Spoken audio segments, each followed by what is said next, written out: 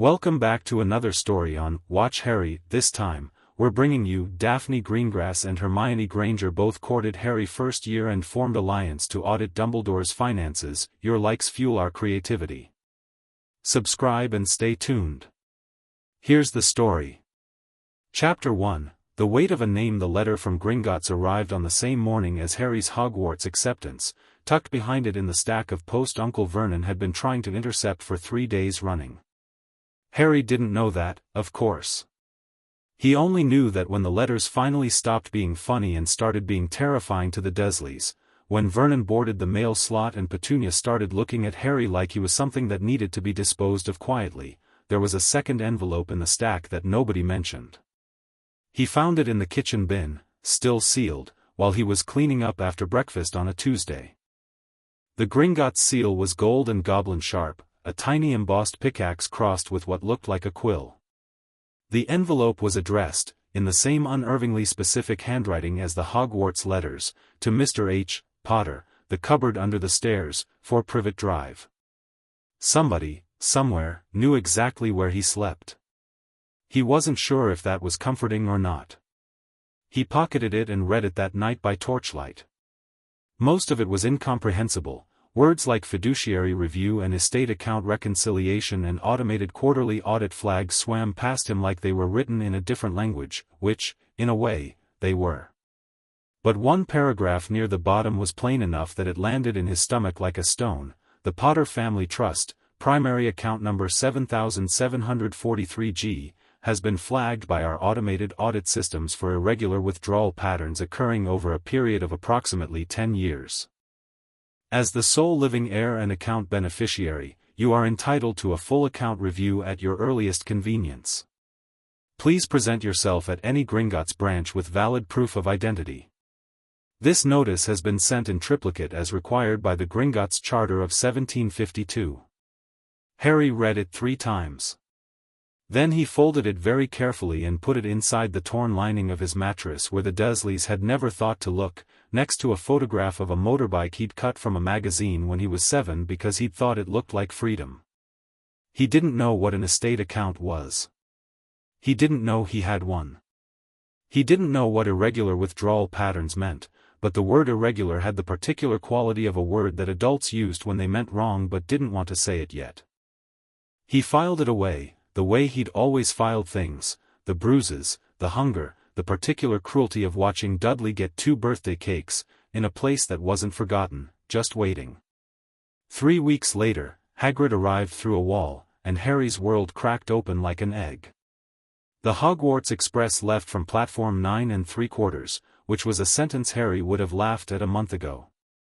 Now he walked through a solid brick wall without breaking stride, because the month had been educational in ways that went well beyond Hogwarts, a history, which Hagrid had not given him but which had been recommended on the supply list.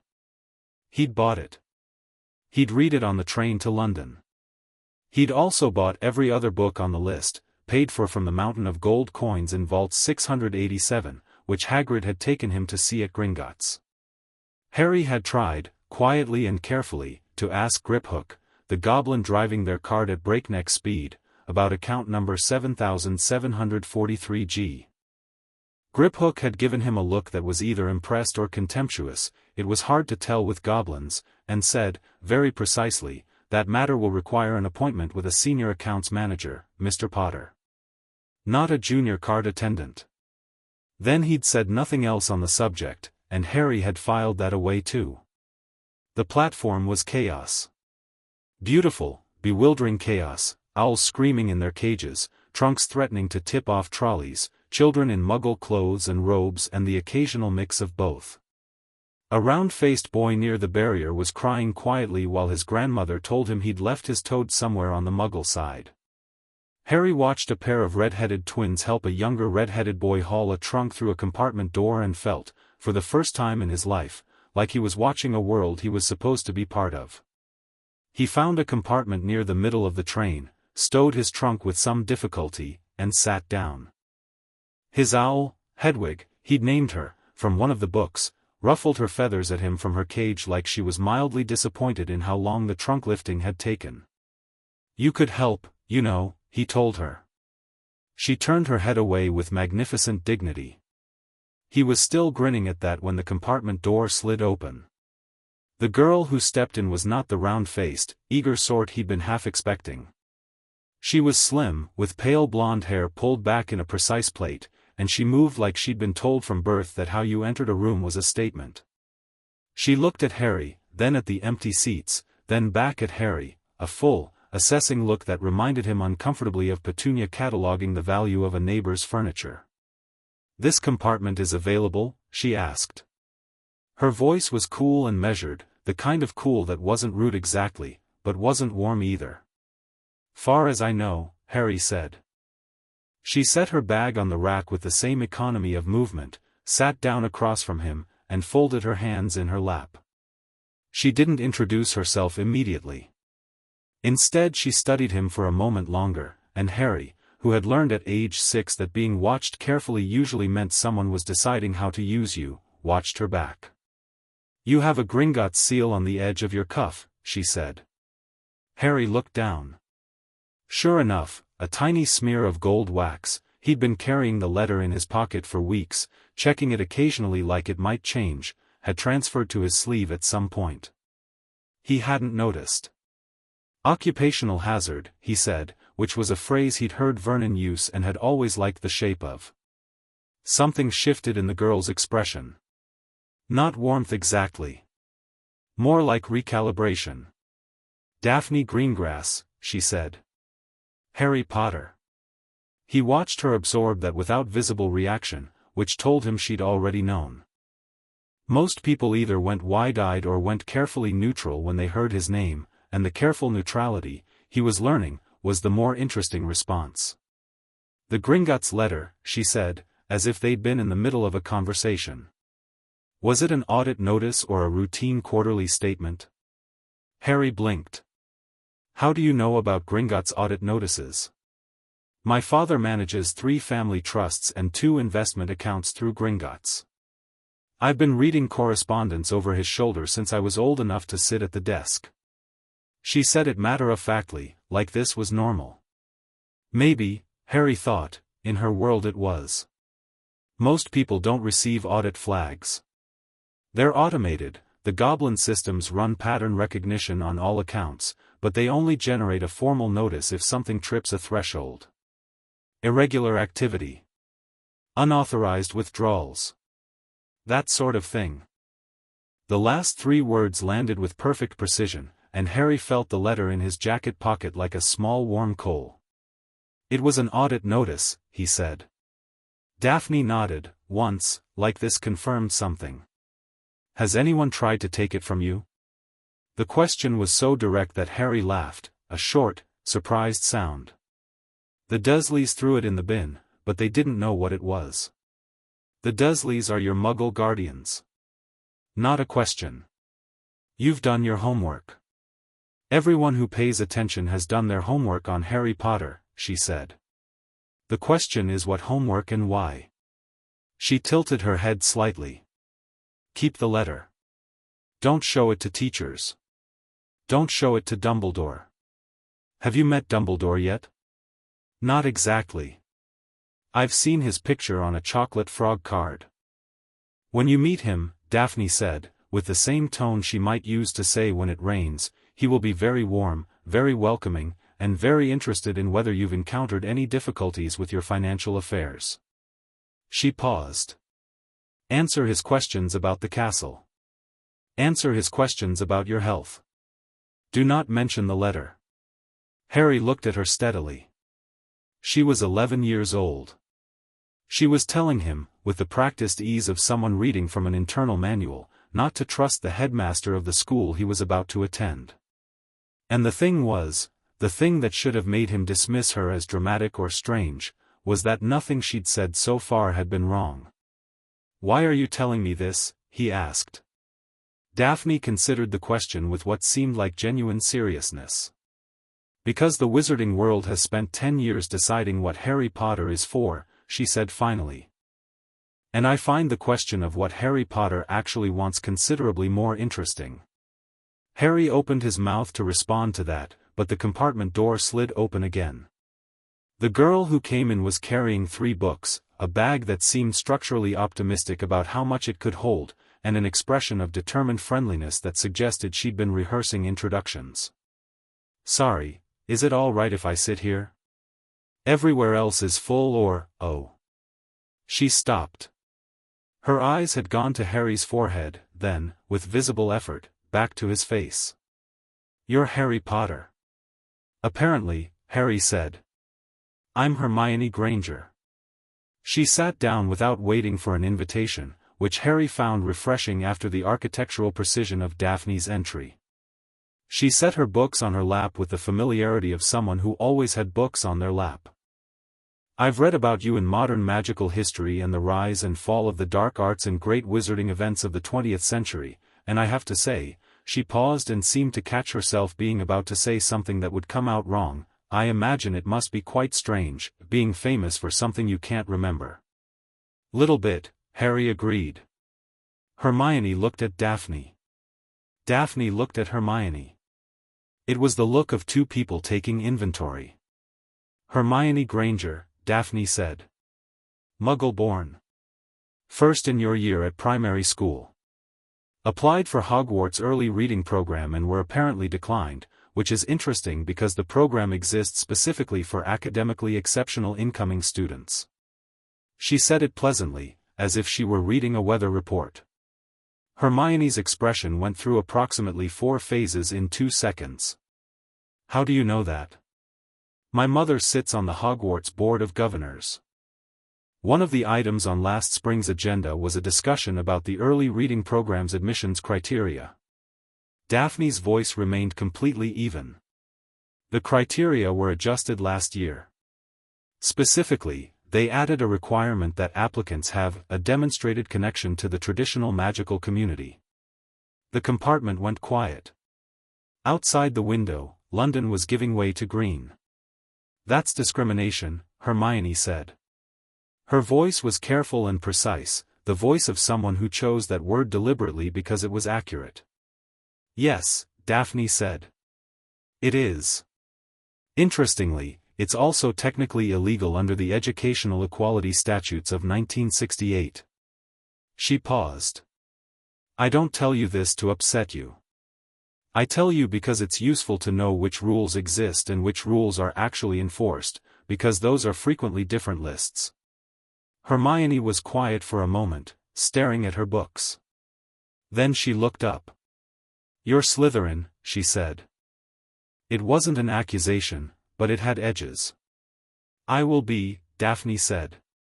"The sorting hasn't happened yet." "Are all Slytherins like this?" "No. Most Slytherins are like most people. The ones who go on to do interesting things, however, tend to share a certain quality." She glanced at Harry, then back at Hermione. "They pay attention to the right things." Hermione turned to Harry. "What was she telling you about when I came in?" "Gringotts," Harry said. Something flickered across Hermione's face. She opened one of her books, not frantically, but with purpose, flipped to a chapter near the back, and slid it across to Harry. The chapter was titled Wizarding Financial Law and the Protections of the Goblin's Charter. She'd underlined a passage in pencil: "Under the Gringotts Charter of 1752, all account holders, or their designated guardians, retain the right to full account transparency. In cases of minor account beneficiaries with no living parent or guardian, the Charter specifies that automated audit notices must be sent directly to the beneficiary regardless of any third-party management arrangements." Harry read it twice. Then he looked at Hermione. "I found that passage 3 days ago," she said. "I wasn't sure why it mattered until just now." Harry looked at Daphne. Daphne was watching Hermione with an expression that had changed, subtly, from assessment to something closer to interest. "You underlined it before you knew there was anything to find," Harry said to Hermione. "I underline everything that seems potentially significant," she said, slightly defensively. "It's a system." "It's a good system," Harry said. For the first time, something genuinely warm crossed Hermione's face, the particular relief of someone who has been told their habits are useful rather than excessive. She straightened her books and sat back. "So the letter," she said. "What does it say, exactly?" Harry took it out of his jacket and handed it to her. He watched her read it, watched Daphne lean slightly forward without appearing to do so, and felt something settle in his chest that was unfamiliar and not unpleasant. Like the moment before something begins, charged, expectant, the air before a storm that you're not afraid of. "Irregular withdrawal patterns," Hermione murmured. "Over approximately 10 years. She looked up. "You were 1 year old in 1981. "Yes. "So someone has been making withdrawals from your account since shortly after," she stopped. "Shortly after my parents died," Harry said. "Yeah." The train rattled on. Hedwig made a soft sound, shuffled on her perch, and went back to sleep.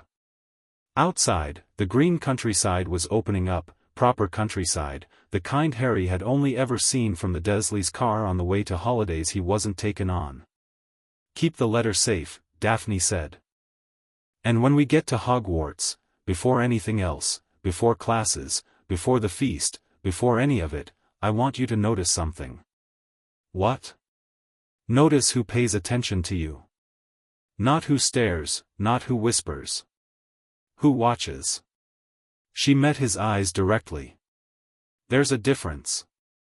The rest of the journey passed in a way that surprised Harry, which was that it passed pleasantly.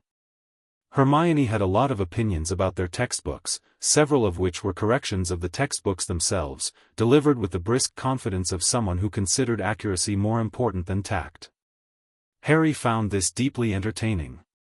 Daphne contributed occasional observations that were either history lessons or dry jokes, and the line between those two things was thin enough that Harry wasn't always sure which was which he also found entertaining. Ron Weasley appeared at the compartment door around midday looking for somewhere to sit, found the compartment occupied by Harry Potter and two girls who both gave him the kind of measured look that made him take a step back, muttered, "Sorry, wrong one," and retreated.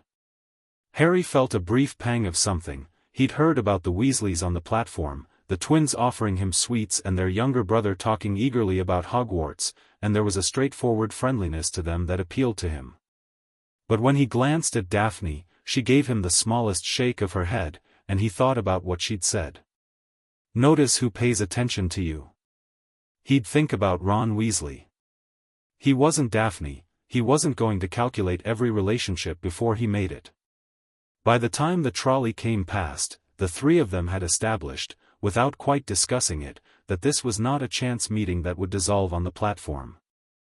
Hermione had started a second notebook. Her first was apparently for general observations, the second was specifically for what she was calling, in small neat letters on the cover, Gringotts, known information. Daphne had produced, from her bag, a slim leather-bound volume that turned out to be a primer on wizarding estate law, which she'd apparently packed on the same basis that Harry had packed Hogwarts, a history. They were, he thought, startlingly well-prepared people. He was less well-prepared, but he was catching up fast. The sun was getting low and golden when the landscape shifted dramatically, flat farmland giving way to hills, then proper dramatic hills, heatherdark and wild, and someone knocked on their compartment door to tell them to change into their robes. Harry did so with the practiced speed of someone accustomed to the cupboard under the stairs, and emerged from the fold of his robe to find Daphne already immaculate and Hermione still struggling with her left sleeve. He helped her with it without thinking about it. She looked startled, then pleased, then tried to look like she hadn't looked either. Hogwarts appeared out of the dark like it had been waiting for precisely this moment, which Harry suspected it had. It rose from the lakeshore and the cliff face with the absolute self-assurance of something that had been there since before any of the people looking at it were born and expected to remain there after all of them were gone. Harry looked at it from the bow of one of the small boats. First years crossed the lake, apparently, while older students took carriages, and felt the wind off the water and the size of the castle doing something strange to his ribs. Like being recognized from a great distance by something that didn't use eyes. "First time seeing it," Hermione murmured beside him, "and it already feels like I've been away from it." "Like coming home," Harry agreed. From the boat ahead of theirs, he heard Daphne's voice, perfectly level. Hogwarts was built on lines of magical convergence. Most Muggleborns experience it as emotional resonance.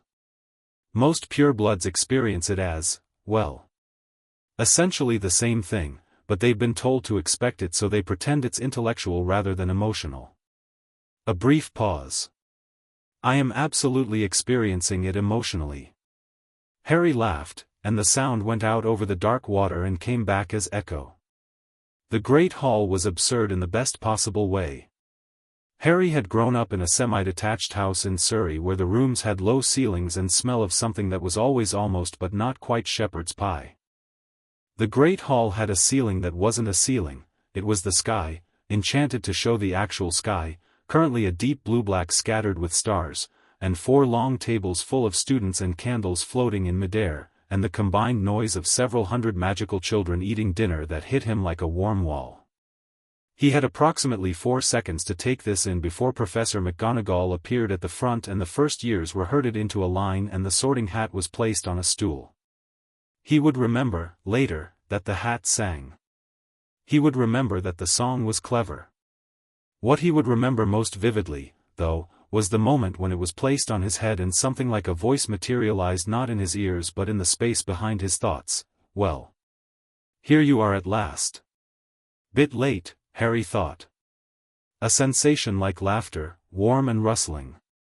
You have more going on under the surface than most, Mr. Potter.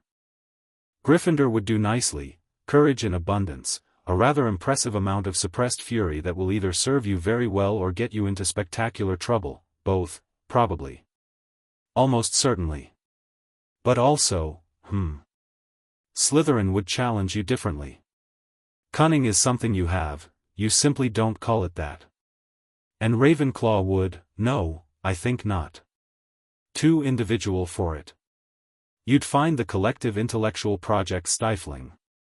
A pause. Gryffindor, then, but Mr. Potter, the suppressed fury. Don't suppress it too long. Gryffindor. The Gryffindor table erupted. Harry walked to it through a wall of applause, shook about 17 hands, and found a seat near the red-headed twins, Fred and George, they informed him, who were apparently aware of exactly who he was and chose to express this by immediately offering him something that turned out to be a canary cream, which he pocketed rather than eating because the letter from Gringotts had given him a general policy of examining gifts before accepting them. Cautious, Fred said approvingly. Smart, George agreed. He watched the rest of the sorting with more attention than the other first years, most of whom were either nervous about their own turns or talking quietly to neighbors.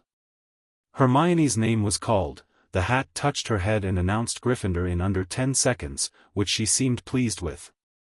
She sat down across from Harry and immediately opened her notebook. The hat seemed like it was going to put me somewhere else for a moment, she said quietly. Where?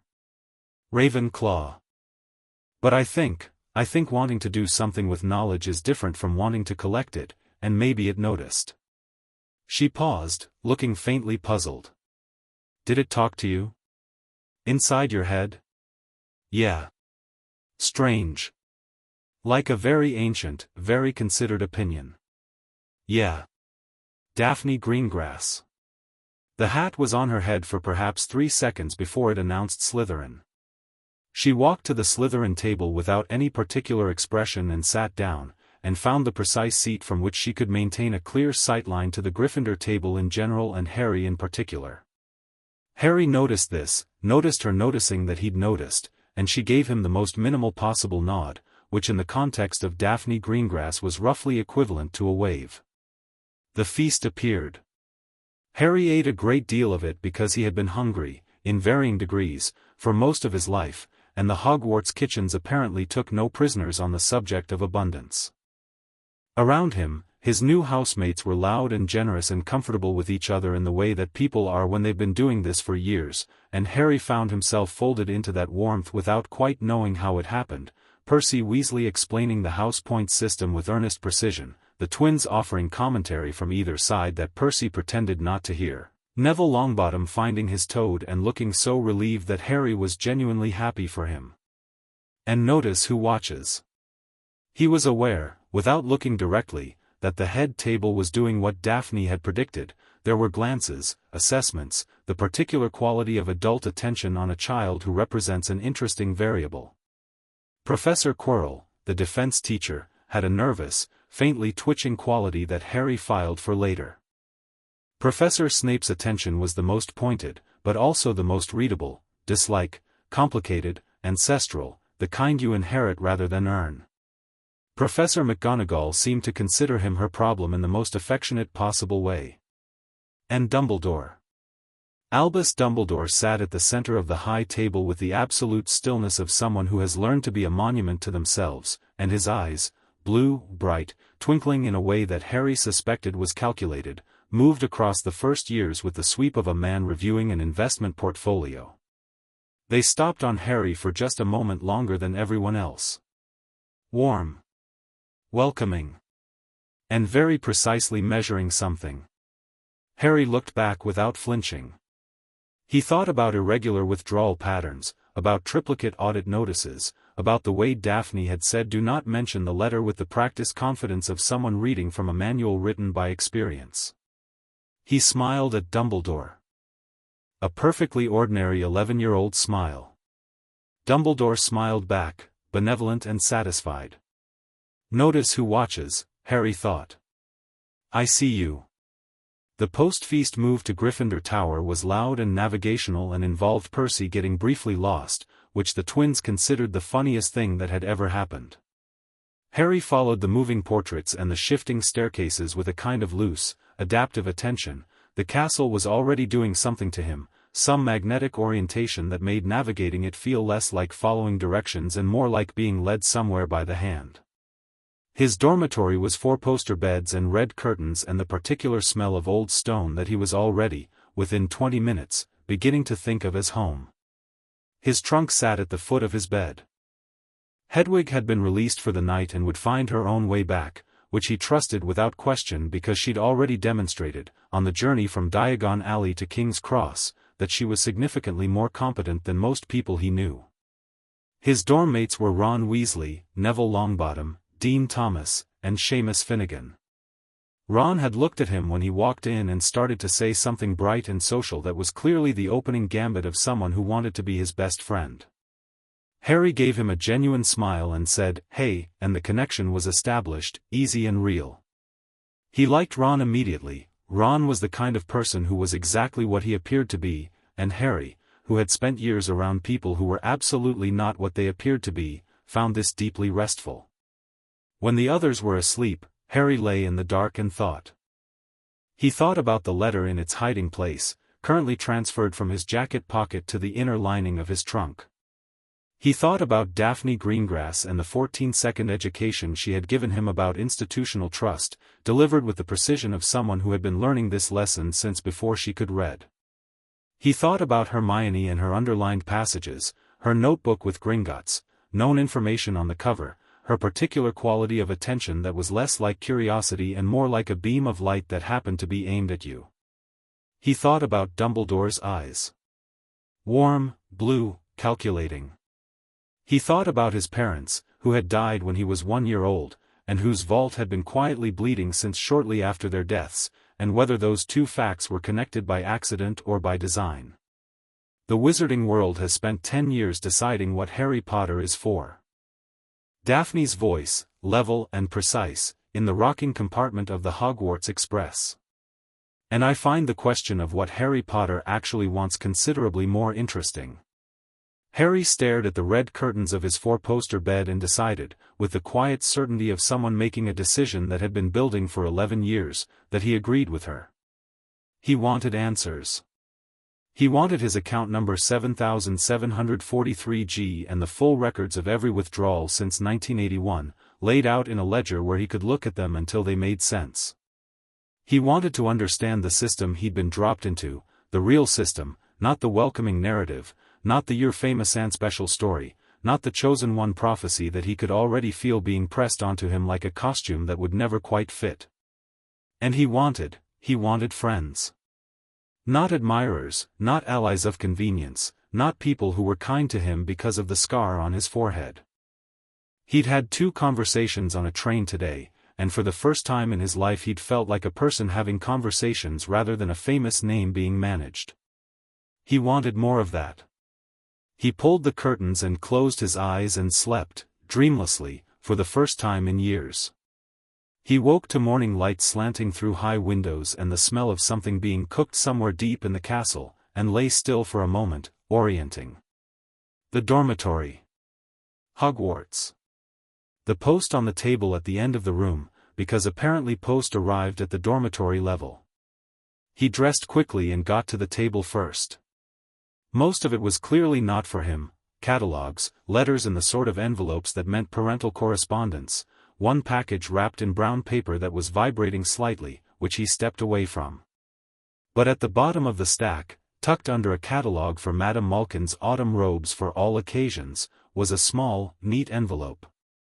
The Gringotts seal. He felt the hairs on his arms rise. He hadn't made an appointment. He hadn't contacted anyone. The letter from his jacket pocket, the original audit notice, was still sealed in his trunk. He opened the new envelope carefully.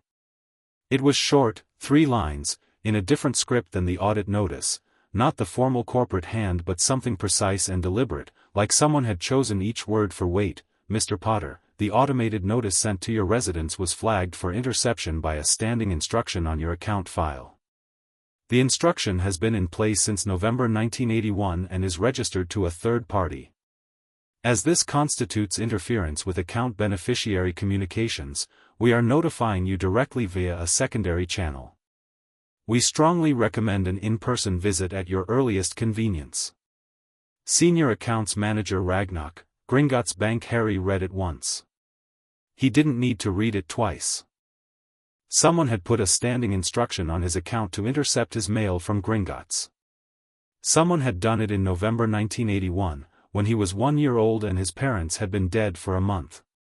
He folded the letter with hands that were perfectly steady. He was surprised by how steady they were, and then not surprised, because he had spent 11 years being furious about things while keeping his face arranged and his hands quiet, and put it in the same pocket as the first one.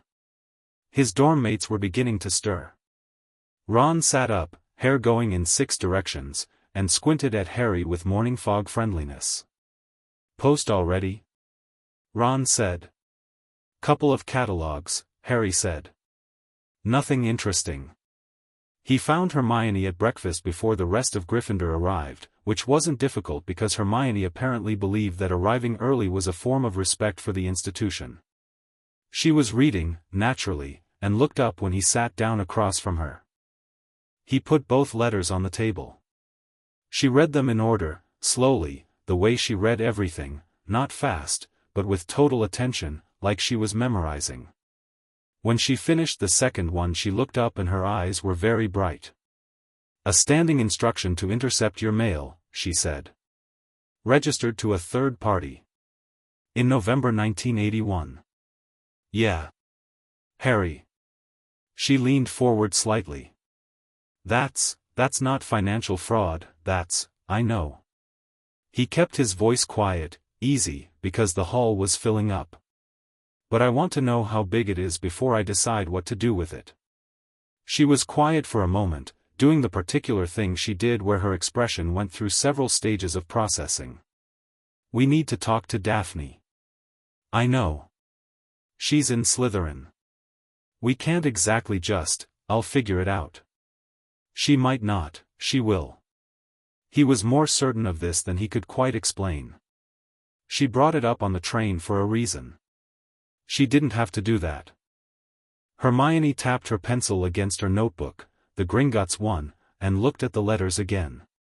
"The third party," she said. "The standing instruction is registered to a third party. Gringotts would have the name of that party in their records." "Yes. And the audit flag, the original notice, it says the pattern has been going on for approximately 10 years. Which means it started shortly after the interception instruction. Shortly after whoever this third party is was authorized to manage the account," Harry said. Hermione put her pencil down. She looked at him steadily, with the expression of someone who is very intelligent and has just run a calculation that arrived somewhere she didn't expect. "You already know who it is," she said. Harry thought of blue eyes, warm and twinkling, measuring everything. "I have a strong suspicion," he said. The great hall was filling up around them. Pumpkin juice and toast and the particular noise of several hundred children beginning their day.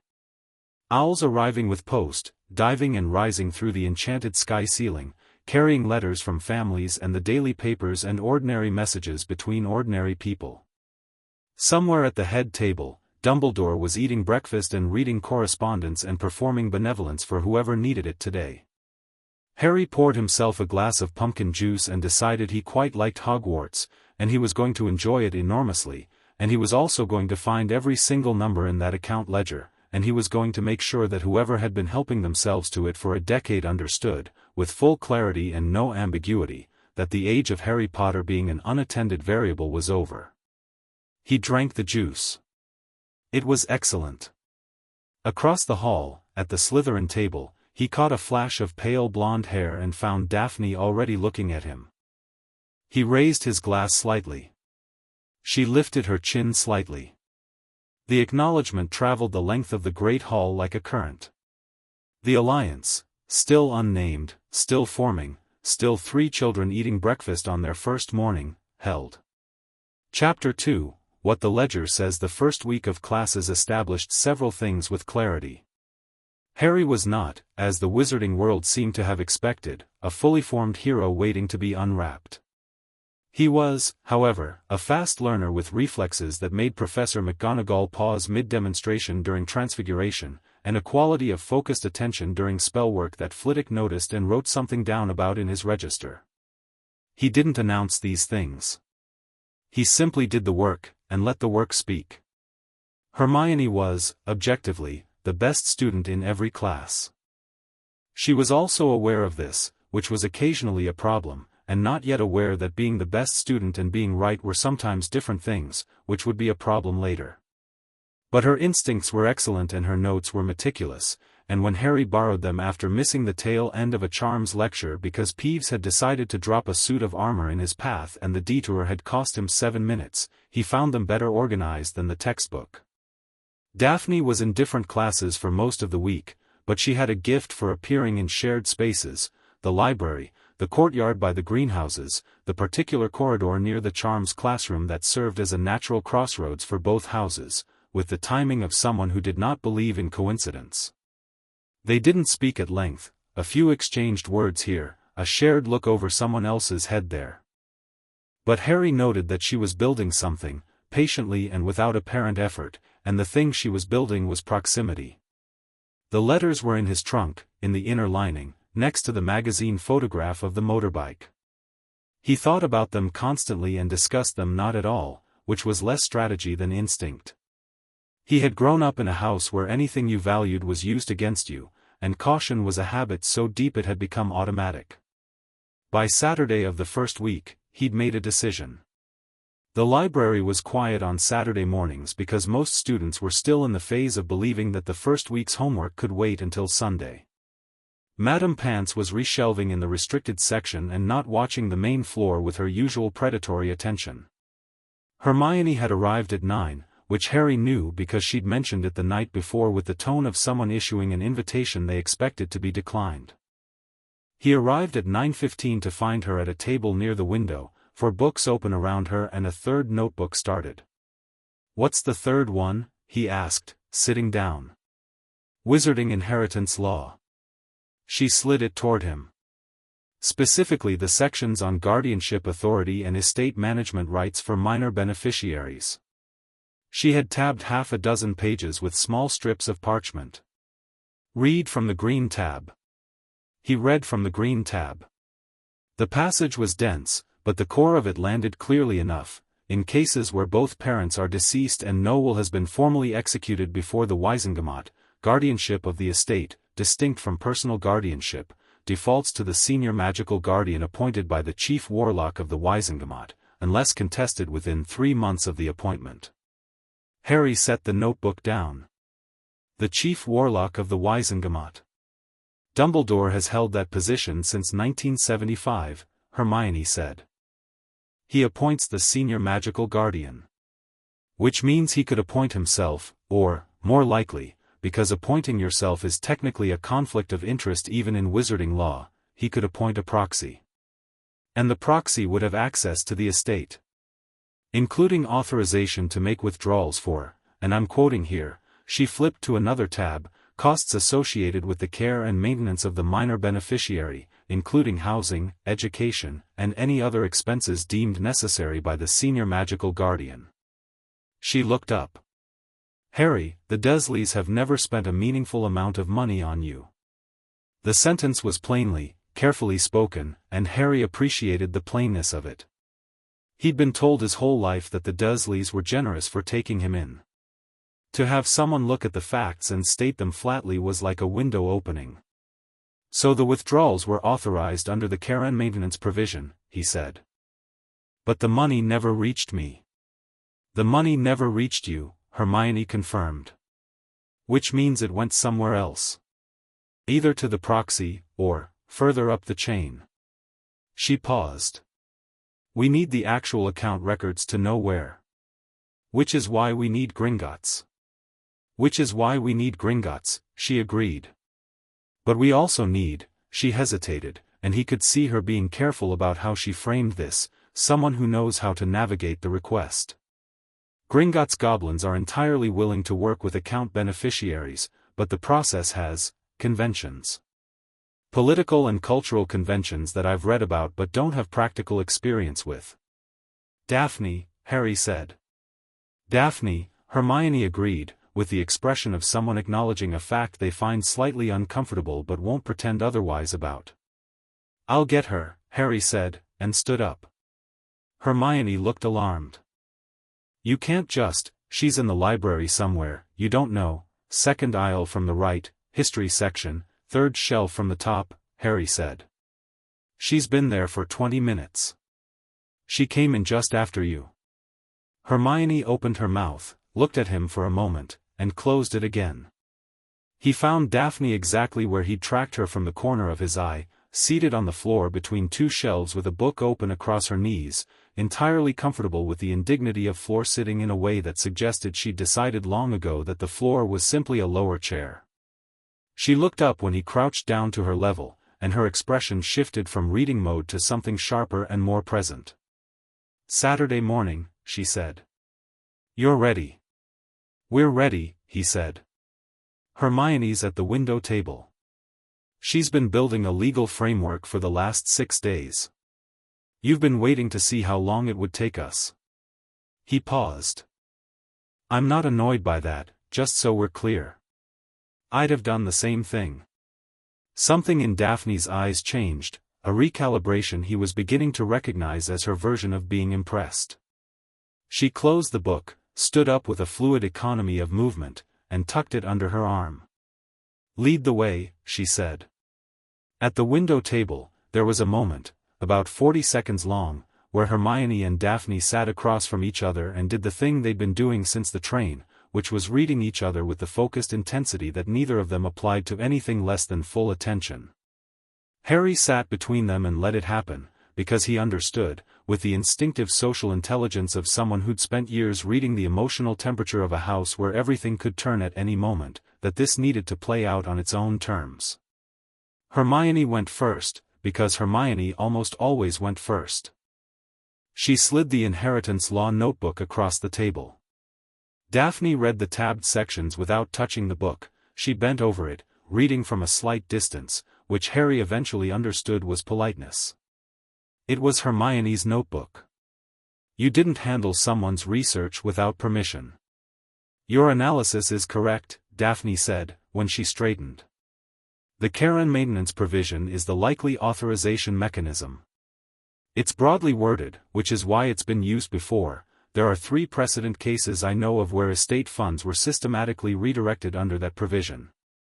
She paused. In all 3 cases, the senior magical guardian held other positions simultaneously that created a conflict of interest. 3 cases, Hermione said. Do you know if those cases were ever challenged? Two were challenged after the minor turned 17 and gained full control of their estate. One was not, because the minor in question died before reaching 17. Daphne's voice remained level, but something behind it was not level, not quite. The war provided convenient cover for a number of financial irregularities. Harry looked at her. Were any of those cases in your family's experience? Daphne met his eyes. My family has been careful not to leave themselves in a position where they could be managed, she said. But we knew people who weren't. A pause, just long enough to be deliberate. This isn't purely academic for me, Potter. I want to be precise about that. The use of his surname, she'd been using it since the train, while Hermione had been using his given name since the first 5 minutes, struck Harry as a kind of formality that meant something. Not distance. Specificity. She was telling him something about how she held relationships, and he thought he understood it. Harry, he said. You might as well. A beat. Harry, she said, and the concession was small and precise and somehow weighty. She looked back at the notebook. Hermione. The first name offered in the same moment, to the same person, which was Hermione even though she hadn't asked. Hermione looked up sharply and then looked back down at her notes with the expression of someone trying not to look pleased. Right, Harry said. So. Gringotts. The challenge, Daphne said, is access. Hogwarts students aren't scheduled for a Hogsmeade visit until October, and Gringotts is in Diagon Alley, which is further. However, she reached into her bag and produced, with the same matter-of-fact precision she produced everything, a slim booklet that turned out to be the Hogwarts Student Charter. There is a provision for students to make emergency financial visits to Gringotts with faculty escort during the first month of term. It exists because every year several students arrive having miscalculated their book costs or forgotten supplies. Hermione was already reading over Daphne's pointing finger. A written request to the deputy headmistress. Approved at her discretion. She looked up. McGonagall. McGonagall, Daphne confirmed. Who is, by all historical account, entirely above board. She doesn't like Dumbledore's methods, though she is loyal to him as headmaster. She will ask why you need the visit, and you will need to give her a reason she can approve without going over her head. What reason? Harry asked. A discrepancy in your book account, Daphne said. Technically true, you have a discrepancy in your account in the sense that money appears to be missing from it, and you'd like to verify your available funds for the term. She paused. Don't lie to McGonagall. She will know. Give her truth, but narrow truth. Enough to satisfy the request without triggering a conversation that goes anywhere complicated. Harry thought about this. She'll want to know if I'm all right. She will. And you are. You're a student with a routine financial question. Daphne's tone was patient and precise. Harry. You are allowed to have a routine financial question. He thought about how he'd spent 11 years being told he was allowed to have nothing, no questions, no curiosity, no claims on anything, and nodded once. Okay. I'd like to come, Hermione said. I know I'm not, it's his account, I don't have. You've done more research into this than anyone, Harry said. You're coming. Hermione exhaled slightly. Right. Good. As will I, Daphne said. I have my own account at Gringotts. The visit will be less unusual with 3 students than with 1. And I have met Ragnarok before. My father introduced us at a formal banking occasion when I was 9. Harry looked at her. You've met the senior accounts manager. My family takes financial relationships seriously. Apparently, Hermione murmured. Is that a criticism? Daphne asked, with the particular quality of someone who is asking a genuine question rather than a defensive one. Hermione looked up. No, she said, and she meant it, Harry could tell. It's actually, I wish my family had access to that kind of knowledge. We don't, obviously. Muggle banking is different. It's not so different in principle, Daphne said. The principle is that financial institutions have interests, and those interests are best served by account holders who are informed and attentive. Gringotts goblins actively respect people who understand this. They are considerably less respectful of people who treat banking as something that happens to them. Hermione was writing that down. Daphne watched her write it with an expression that was, Harry was almost certain, the pure-blood equivalent of touched. He thought, this is going to work. Not wishfully, but the way you think something when you're looking at three people with different knowledge and different skills and the same direction, and the math of it is undeniable. He went to McGonagall on Monday afternoon, after Transfiguration, when the classroom had emptied. She was cleaning the blackboard with a flick of her wand and the efficient precision she applied to everything, and she turned when he remained in his chair and looked at him over her square-framed glasses with the expression of someone preparing to be either impressed or concerned. Mr. Potter. Is there something you needed? I wanted to request a Gringotts visit, he said. Under the first-month provision in the student charter. I have a question about my account balance that I'd like to get clarified before I make any additional purchases. McGonagall looked at him for a moment that lasted just long enough to be a measurement. A question about your balance. A discrepancy, Harry said. Nothing urgent. But I'd like to be accurate about my finances before term gets too settled. Responsible, she said, in a tone that made the word sound like an assessment. You'll need to submit a written request, which I can give you the form for. You may bring up to 2 fellow students if they have banking business of their own. She went back to the blackboard. I'll approve it for this Saturday, if you submit the form by Wednesday. Thank you, Professor. Mr. Potter. He was halfway to the door. The Gringotts Charter specifies that account beneficiaries of any age have the right to full account disclosure. She said it to the blackboard, her back still to him. I mention this because first-year students are not always aware of the specifics of their rights in the wizarding world. Harry stood still for a moment. That's useful to know, he said carefully.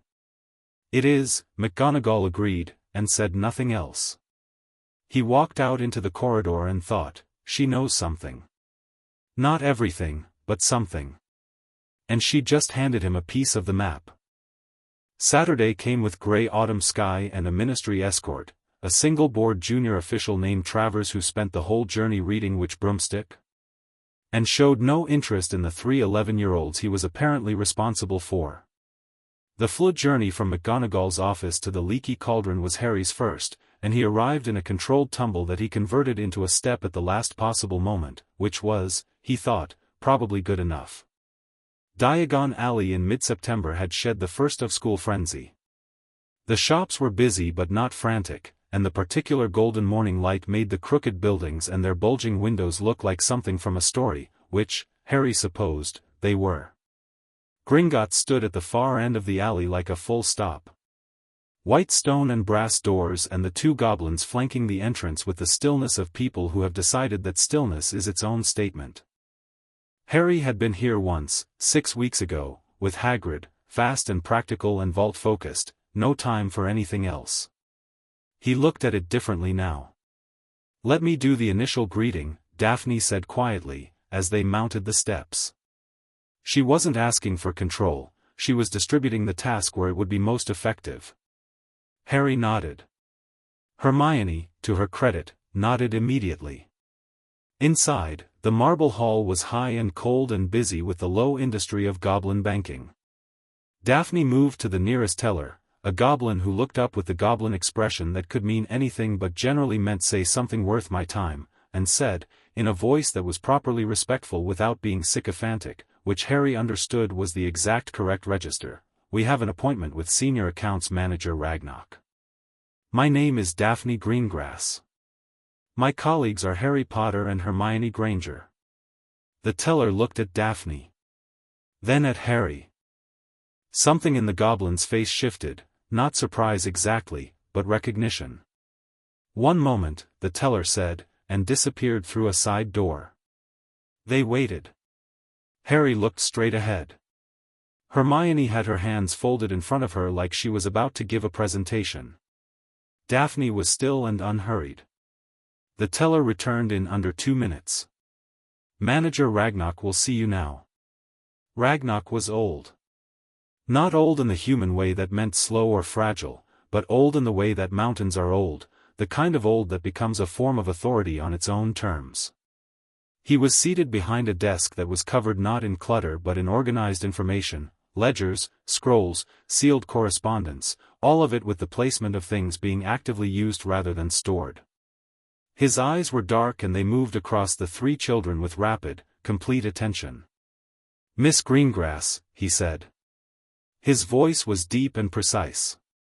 "Your father sends his regards." "And mine in return," Daphne said.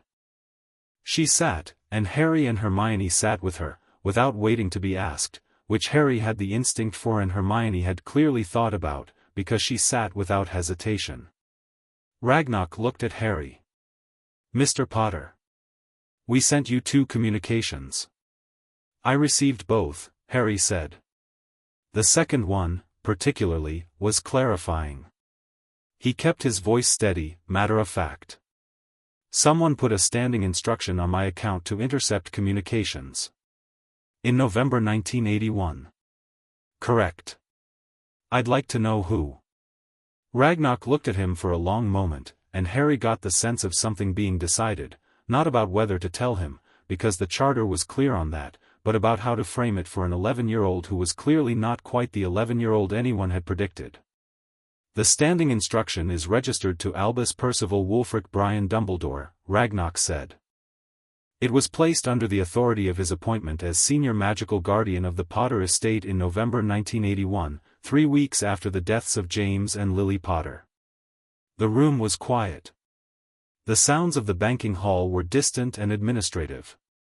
Hermione's pencil was moving in her notebook. Harry kept his face very still. "I'd like to see the full account records," Harry said. "Every transaction since 1981. You are entitled to them." Ragnarok produced a scroll from the organized surface of his desk, produced it, Harry noted, without searching for it, meaning it had been prepared in advance. "We anticipated this request." The scroll was long. Ragnarok unrolled it on the desk and weighted both ends. Daphne was already leaning forward, and Hermione reached over to angle her notebook without asking and began copying, which was exactly the right instinct. Harry read. The withdrawals were elegant, in the horrible way that precision can be elegant. They had started small, in late 1981. 1,000 galleons in December, labeled guardianship administrative costs. 800 in March 1982, labeled minor beneficiary housing costs. The amounts had grown incrementally, never large enough in any single transaction to look alarming, but when you read them in sequence the pattern assembled itself with terrible clarity. "How much," Harry said, "in total?" "To date," Ragnarok said, "the sum of unauthorized withdrawals, those made under the care and maintenance provision for which no corresponding benefit to the account beneficiary can be documented, amounts to 63,442 galleons." Hermione's pencil stopped. She looked up. Harry did the mental conversion. He'd looked up exchange rates in one of Hermione's books, and arrived at a number in Muggle currency that made the blood in his face do something interesting. 63,000, he said. Over 10 years, Ragnarok confirmed. In addition, management fees charged under the guardianship authority, which are standard practice but which in this case were charged at a rate significantly above the typical range, account for a further 12,900 galleons. So 76,000 total, Daphne said. Her voice was completely steady, which Harry recognized as the sound of genuine fury being held in a very small container. "What is the balance of the primary trust account?" Ragnarok said a number. The number was, Harry noticed Hermione calculate in the margins of her notebook, still very large. The Potters had apparently been extremely wealthy, but the shape of it was different when you knew what it should have been.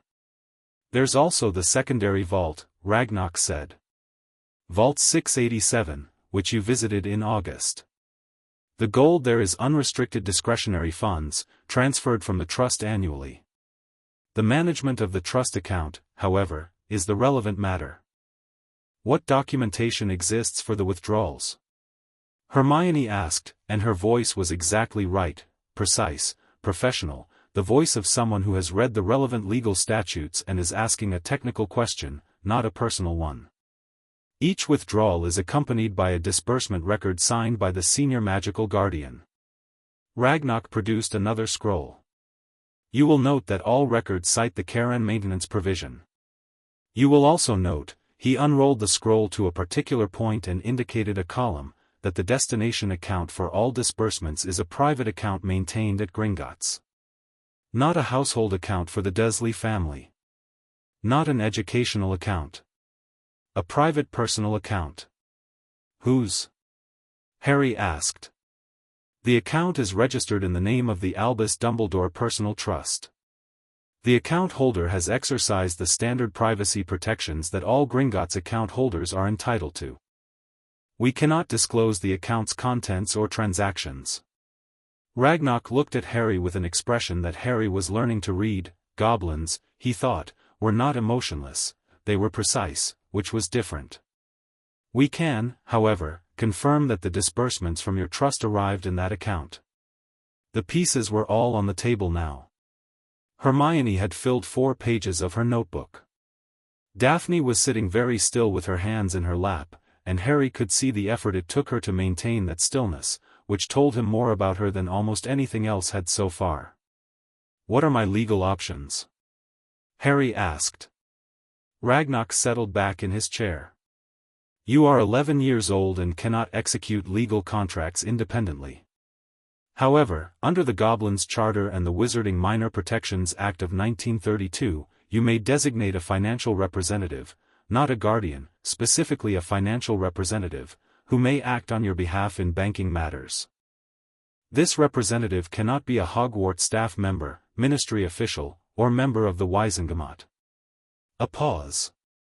Conveniently, this leaves open a number of other options. Could a legal firm be appointed? Daphne asked. A wizarding solicitor? With the account beneficiary's written consent, yes. The appointment would be registered with Gringotts and would carry the force of the charter. Ragnarok looked at Daphne with the expression of someone who has just confirmed a suspicion.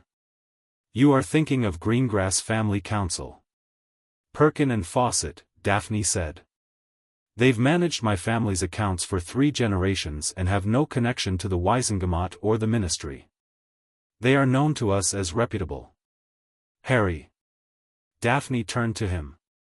Her voice was even and direct, the way it always was, but there was something underneath the evenness now that Harry recognized as the thing she'd been moving toward since the train. My family's solicitors are not charity. They charge for their services. But I can contact my father and ask him to speak to them on your behalf, to request that they take your case as a client, on the understanding that if they recover the funds from Dumbledore's account, their fees come from the recovered amount rather than from your existing balance. She paused. That's called a contingency arrangement. It's standard in significant recovery cases. You do that? Harry asked.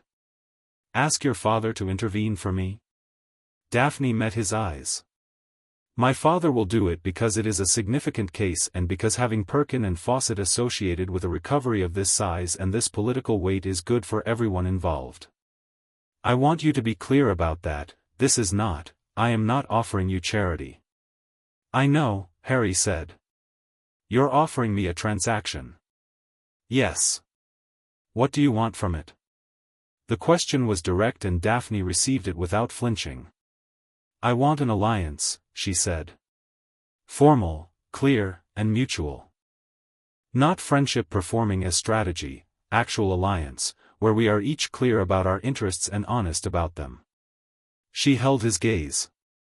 My family has political interests in how the post-war wizarding world organizes itself.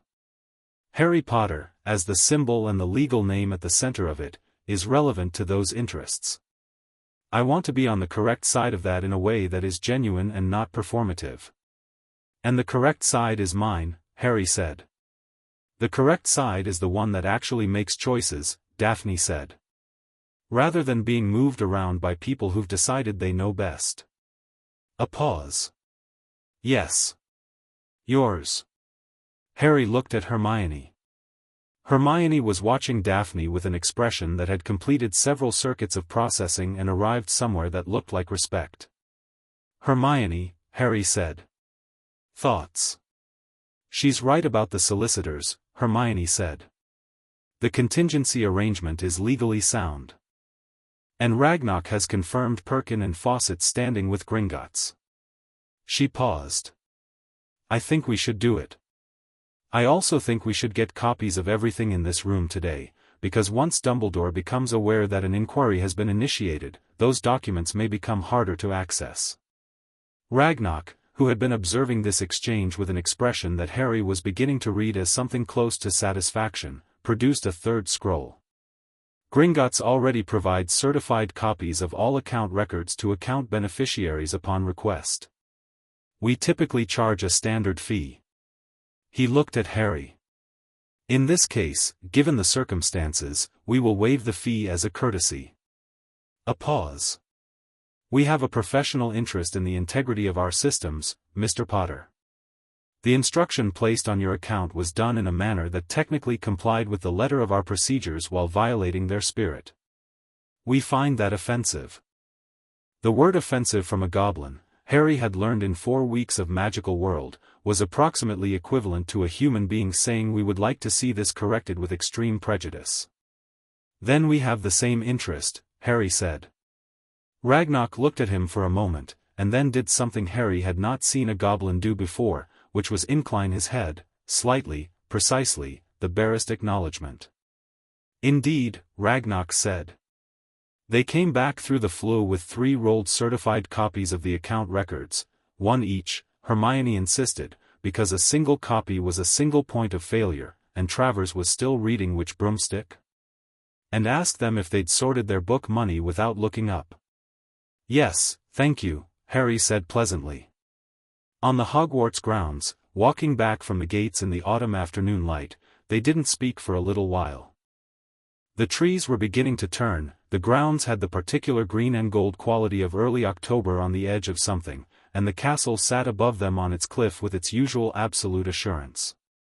Hermione was holding her scroll carefully in both hands, like it weighed more than the parchment.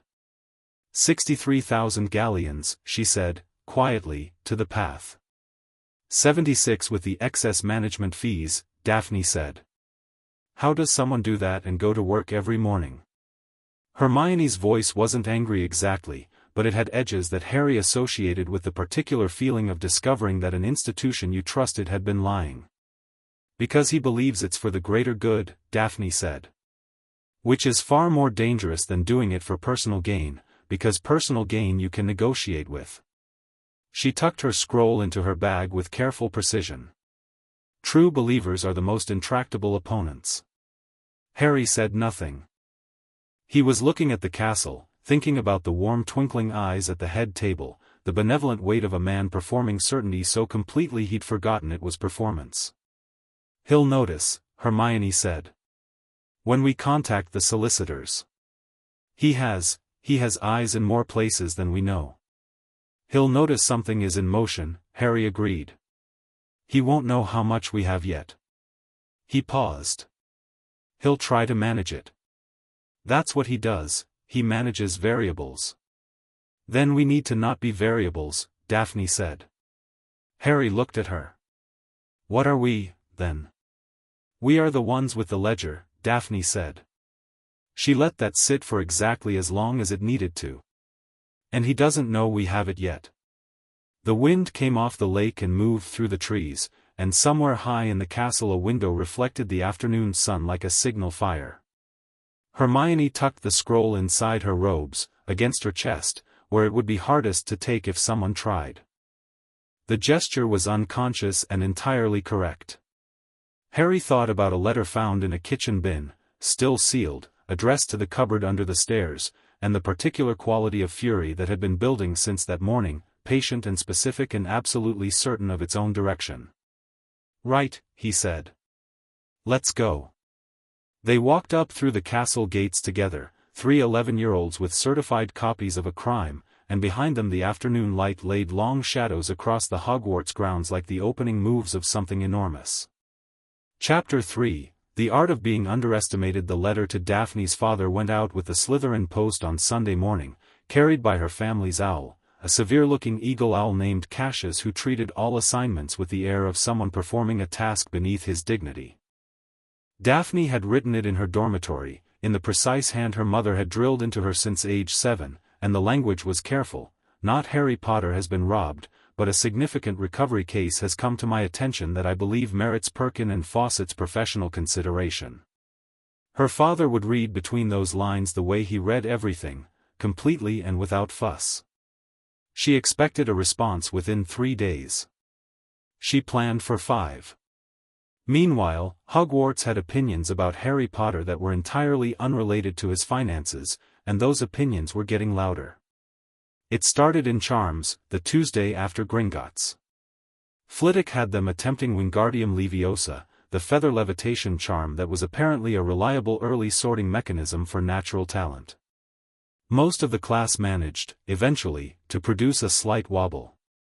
2 or 3 managed a genuine float. Harry's feather went up, leveled out at precisely wand height, and then, while he was looking at it with the focused attention he gave everything, rotated slowly on its axis like it was taking stock of the room. Flitwick made a very small sound. Harry lowered the feather, looked up, and found the class looking at him. "Excellent, Mr. Potter," Flitwick said, recovering. "Perhaps a touch more." "Well, no, that was quite precise, actually." He wrote something in his register that was clearly longer than a single word. Ron, at the desk beside Harry, leaned over. "How'd you do that?" "I just asked it to," Harry said, which was not a satisfying answer and also the only accurate one. Magic felt, to him, less like learning a technique and more like learning to speak a language he'd somehow been born already knowing the grammar of. He didn't say that out loud. But he noticed, the same way he noticed everything, that this was not normal. Across the classroom, Hermione had achieved a very respectable float and was making notes in the margin of her textbook with her spare hand. She'd seen what he'd done. She looked at him steadily for a moment and then looked back at her feather with the expression of someone filing something for later. The Quidditch announcement went up on the Gryffindor notice board on Wednesday.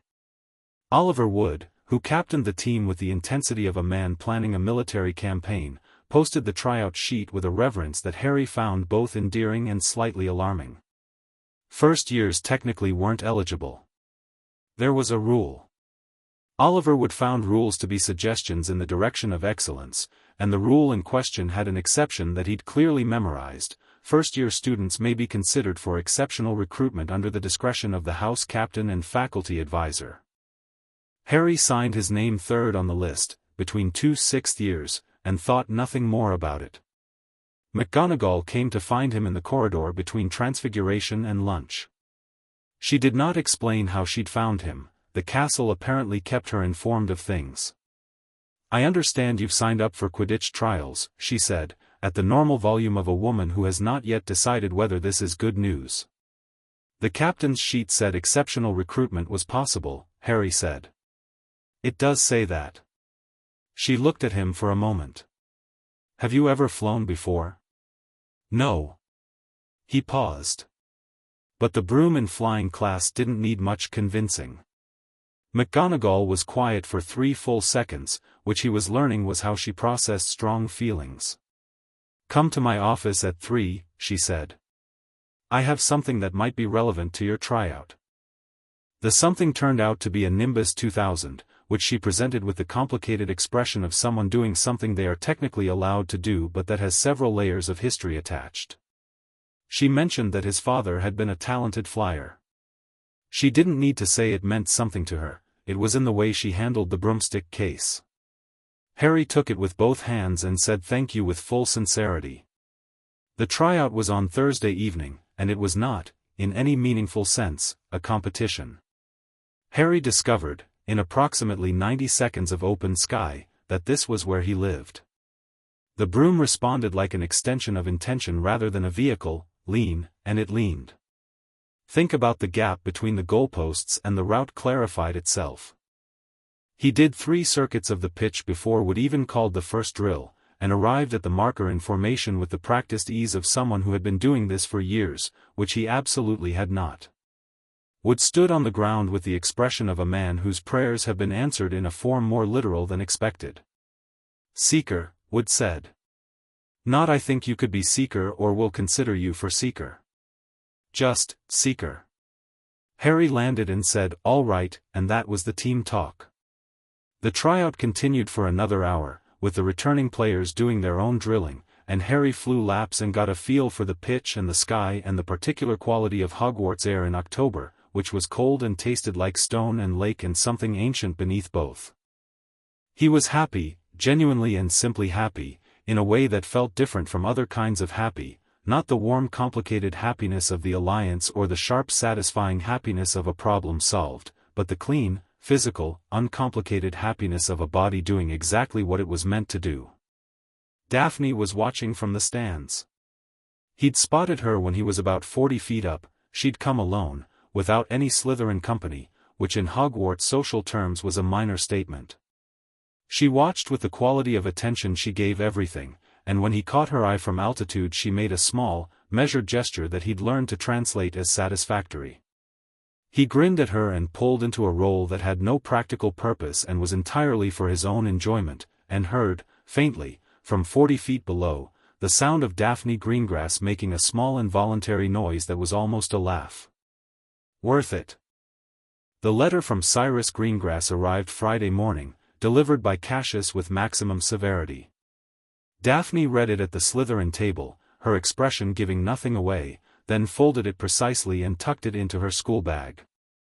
At lunch she passed the Gryffindor table, a thing that required a brief deviation from the most direct route that nobody questioned because Slytherin students had been known to walk anywhere in the castle with the implicit claim that they were going exactly where they intended to go.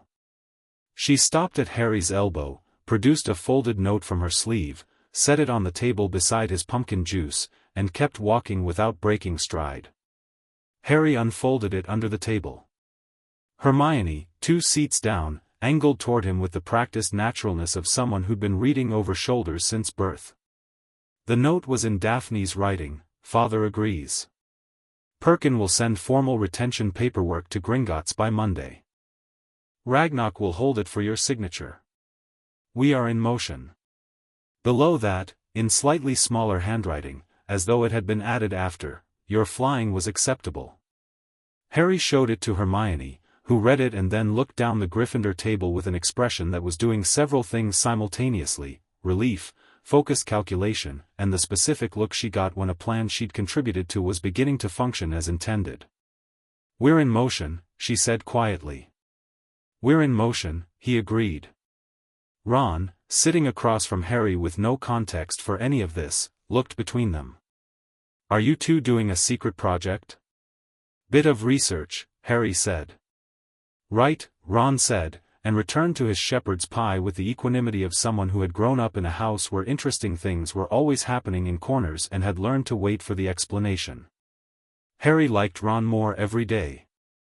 There was something foundational about him, a steadiness, a loyalty that went all the way down, uncomplicated by calculation. He was also terrible at chess, which he somehow refused to acknowledge, and hilarious about it. Wednesday of the 3rd week arrived with potions, and potions arrived with Snape, and Snape arrived with the quality of attention toward Harry that Harry had been processing since the feast. It was not, Harry had decided, simple dislike. Snape looked at him the way you look at an unresolved equation, with an irritation that came from the equation's refusal to resolve in the expected direction. The dislike was real, and Harry didn't lose sleep over it because he'd survived 10 years of the Dursleys, and the dislike of someone with more academic credentials was not fundamentally different in texture. But the complexity behind it was interesting, and Harry filed it. The practical effect was that Snape asked him 4 questions in 40 minutes and seemed genuinely uncertain whether he wanted Harry to answer correctly or not. Harry answered the first 3 correctly and slightly incorrectly the 4th, not obviously, just enough to give Snape the satisfaction of correction, because Daphne's lesson about being underestimated was something he was still learning, and potions seemed like a reasonable classroom to practice it. After class, he mentioned this to Hermione on the way to herbology. "You deliberately answered wrong?" Hermione looked at him with the expression of someone who had never once considered this as an option. "Harry, that affects your grade." "By half a point," Harry said. "And it affects what Snape thinks he knows about me." He paused. "He was going to write a report about me either way. I just influenced what it says." Hermione was quiet for a moment. "Who taught you to think like that?" "Nobody," he said. "You figure things out when you grow up in a house where the people around you have all the power." He said it without bitterness, just as fact. "You learn to manage information." Hermione was quiet for longer this time, the kind of quiet that meant she was doing something with what he'd said. "I've never had to do that," she said eventually. "My parents they're exactly what they appear to be. They're kind and they tell the truth and they think rules are for following." A pause. "I think that might be a disadvantage here." "It might be," he said, "because she deserved honesty rather than comfort. But you also don't have the blind spots that come from growing up assuming everything is a game." He looked at her. "You're genuinely shocked when you find out institutions are corrupt."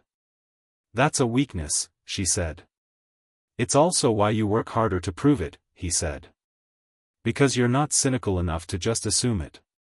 You need the evidence." He paused. "Your evidence is better than anyone else's because of that." Hermione walked in silence for a moment. "That's a very generous reading of my limitations." "It's an accurate reading," he said, and changed the subject before she could argue, because she would argue and she would be half right and they'd be late for herbology. Professor Sprout, it turned out, was exactly the kind of person who made herbology feel like the most interesting subject Hogwarts offered, which was not how Harry had expected to feel about plants.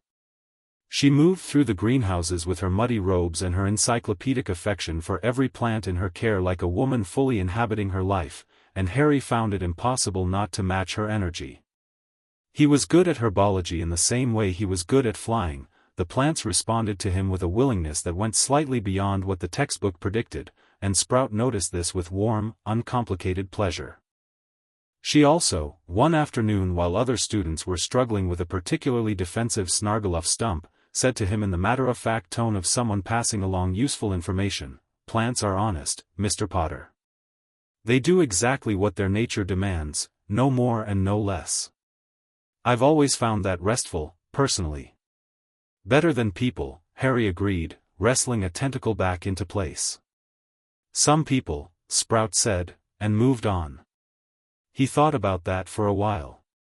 The library became their primary meeting ground, which was convenient because the library was the one place in the castle where students from different houses could interact without social commentary. Daphne had a study table she'd claimed in the second week, near the windows, angled to see both the main entrance and the restricted section door, which Harry privately thought had been chosen with the same precision she applied to everything. The pattern that developed was not formally arranged. Harry and Hermione arrived, Daphne was already there, or arrived shortly after. They worked, and within the work, conversations happened. Hermione had been building a secondary research project alongside the financial investigation that was, if anything, more alarming than the account records. "I found 3 other cases," she said one Thursday afternoon, opening her notebook to a page that was dense with names and dates. 3 other students currently at Hogwarts whose parents died in the war and who have vaults at Gringotts." She tapped the page. "Susan Bones, Justin Finch-Fletchley, and Neville Longbottom." "The Longbottoms are alive," Daphne said, without looking up from her Transfiguration essay. "Frank and Alice Longbottom are in St. Mungo's," Hermione said, with the careful voice she used for things that required care. "Indefinitely. Which means Neville's guardianship situation is ambiguous. His grandmother is his personal guardian, but the estate would have gone through the same default mechanism as Harry's if there was no formal will executed." She paused. I haven't confirmed whether there was. Harry looked at Neville's name on the page and thought about Neville, round-faced, toad-loving, determined in the specific way of someone who is constantly trying to prove he belongs somewhere.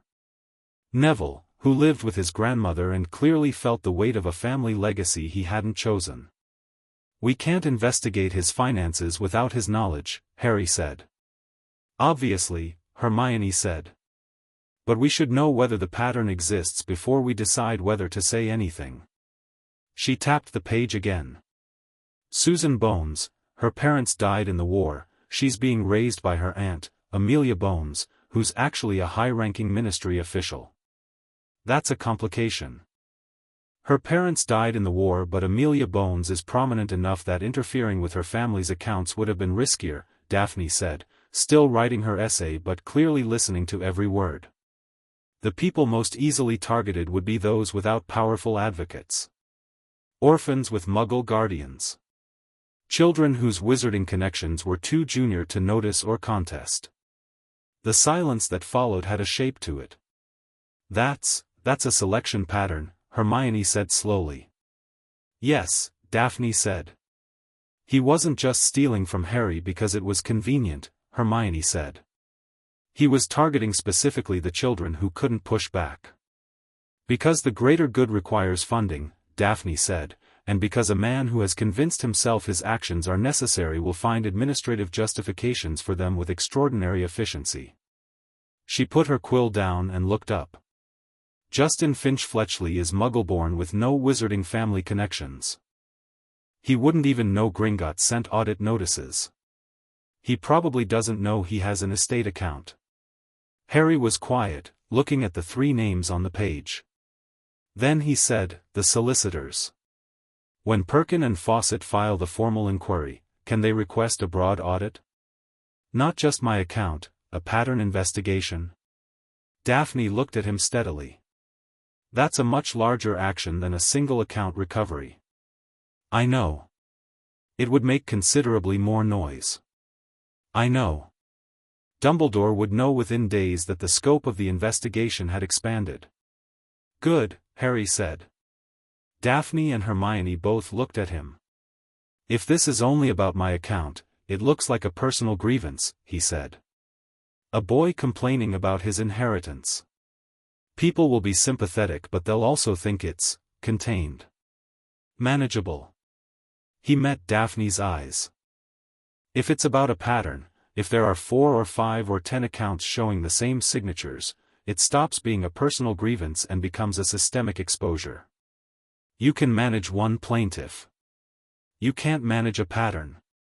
The library was quiet around them. Somewhere in the restricted section, something thumped. Daphne picked her quill back up. I'll add it to the letter I send my father tomorrow, she said, and went back to her essay as though she hadn't just agreed to something that would significantly escalate a conflict with the most powerful man in the wizarding world. Hermione opened her notebook to a fresh page and started writing. October's middle weeks were about learning Hogwarts, which turned out to be a full-time project. The castle had opinions. It moved corridors at inconvenient times, redirected staircases, and seemed to have a preference for certain students over others that expressed itself in the form of slightly shorter routes and conveniently placed windows on cold mornings. Harry got the distinct sense that Hogwarts approved of him, and he was aware this was probably projection, but the feeling was persistent and warm and he chose not to examine it too carefully. He was good at defense against the dark arts on paper, which was the only way you could be good at it given Quirrell's approach to teaching, which was to describe defensive magic from a safe theoretical distance while sweating in a way that seemed disproportionate to the October temperature. Harry did the reading himself and filled in the gaps, which meant he knew more about the practical applications than the class covered. He filed this with the same patience he filed everything. What he noticed about Quirrell, increasingly, was not the nervousness, that could be personality, could be the subject matter, could be any number of things. It was the moments when the nervousness paused. They were brief, a few seconds at most, and they happened when Quirrell thought nobody was paying particular attention. The stammer stopped, the shoulders settled, and something else was there briefly, something considerably more certain than Professor Quirrell of the trembling voice and the enormous turban. Harry mentioned this to Daphne on a Friday.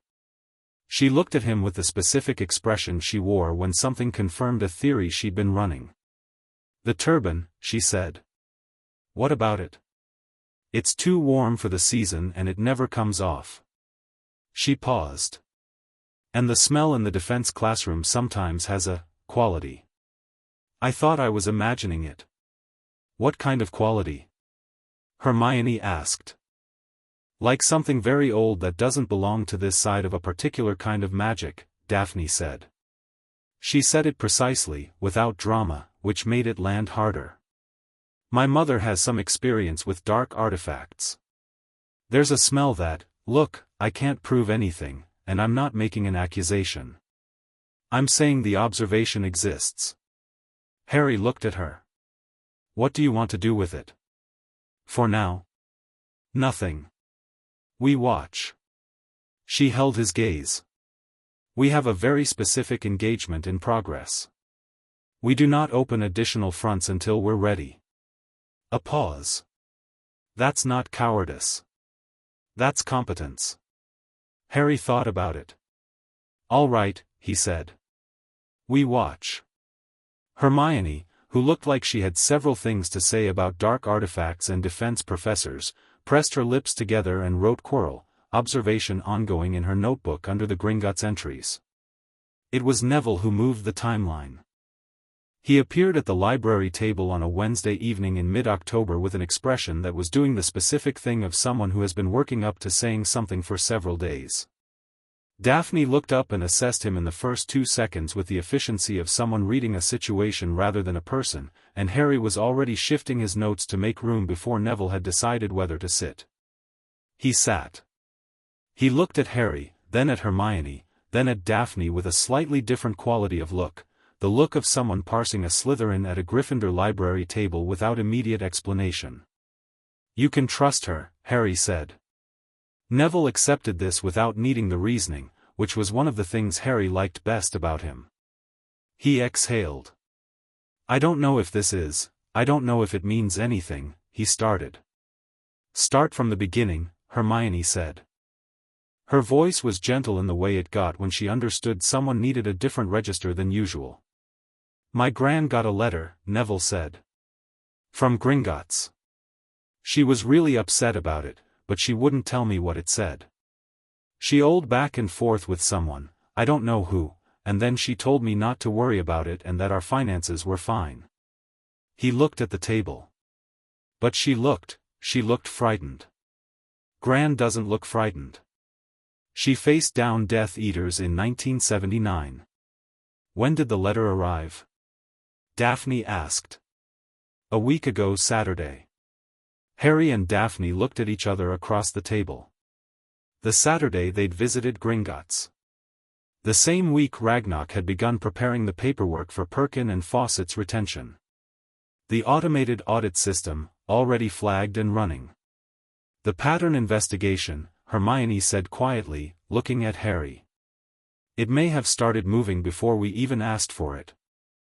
The automated system, if it flagged your account, it might flag others with similar signatures at the same time. Gringotts runs system-wide audits quarterly," Daphne said. "October is quarter end." She looked at Neville. "Your grandmother's fear is relevant, Neville. But it's not a reason to stop. It's a reason to move faster." Neville looked at her. "What's actually going on?" Harry made the decision in the space of a breath. He laid it out, not everything, not all the detail, but the shape of it, the audit notice, the account records, the withdrawals, the third-party instruction. He didn't name Dumbledore until Neville asked, directly, who the third party was. Harry named him. Neville went very still. He wasn't a dramatic person, he didn't shout or throw anything or go pale in a theatrical way. He just went still, the way things go still before they change. "He manages my estate too," Neville said. "We think so," Harry said. "We're not certain yet." "He visited my gran," Neville said slowly, "last summer. She told me he was checking in. Making sure I was all right before Hogwarts. He stopped. She was grateful. She told me he was a great man. The last sentence landed in the room with a specific quality, not angry exactly, but with the sound of something being revised from the ground up. He may well be great, Daphne said, without any irony. Greatness and honesty are not the same thing. Neville looked at her for a moment. Then he looked at Harry. What are you going to do? We're having solicitors file a formal pattern inquiry with Gringotts, Harry said. When the inquiry is complete, we'll have documented evidence of every transaction. Then we decide what to do with it. He paused. You can be part of that. Or you can wait and see what the inquiry turns up and decide then. I want to be part of it, Neville said, with a firmness that had the quality of something decided before it was said aloud. Then write to your grandmother, Daphne said. Tell her you know about the Gringotts letter and that you'd like to speak to the family solicitor yourself. Don't give her details. Just establish that you're aware and that you'd like to be informed. She looked at him steadily. Your grandmother loves you. She may be frightened, but she will respond to your agency. She raised you to have it. Neville looked like that had reached somewhere specific.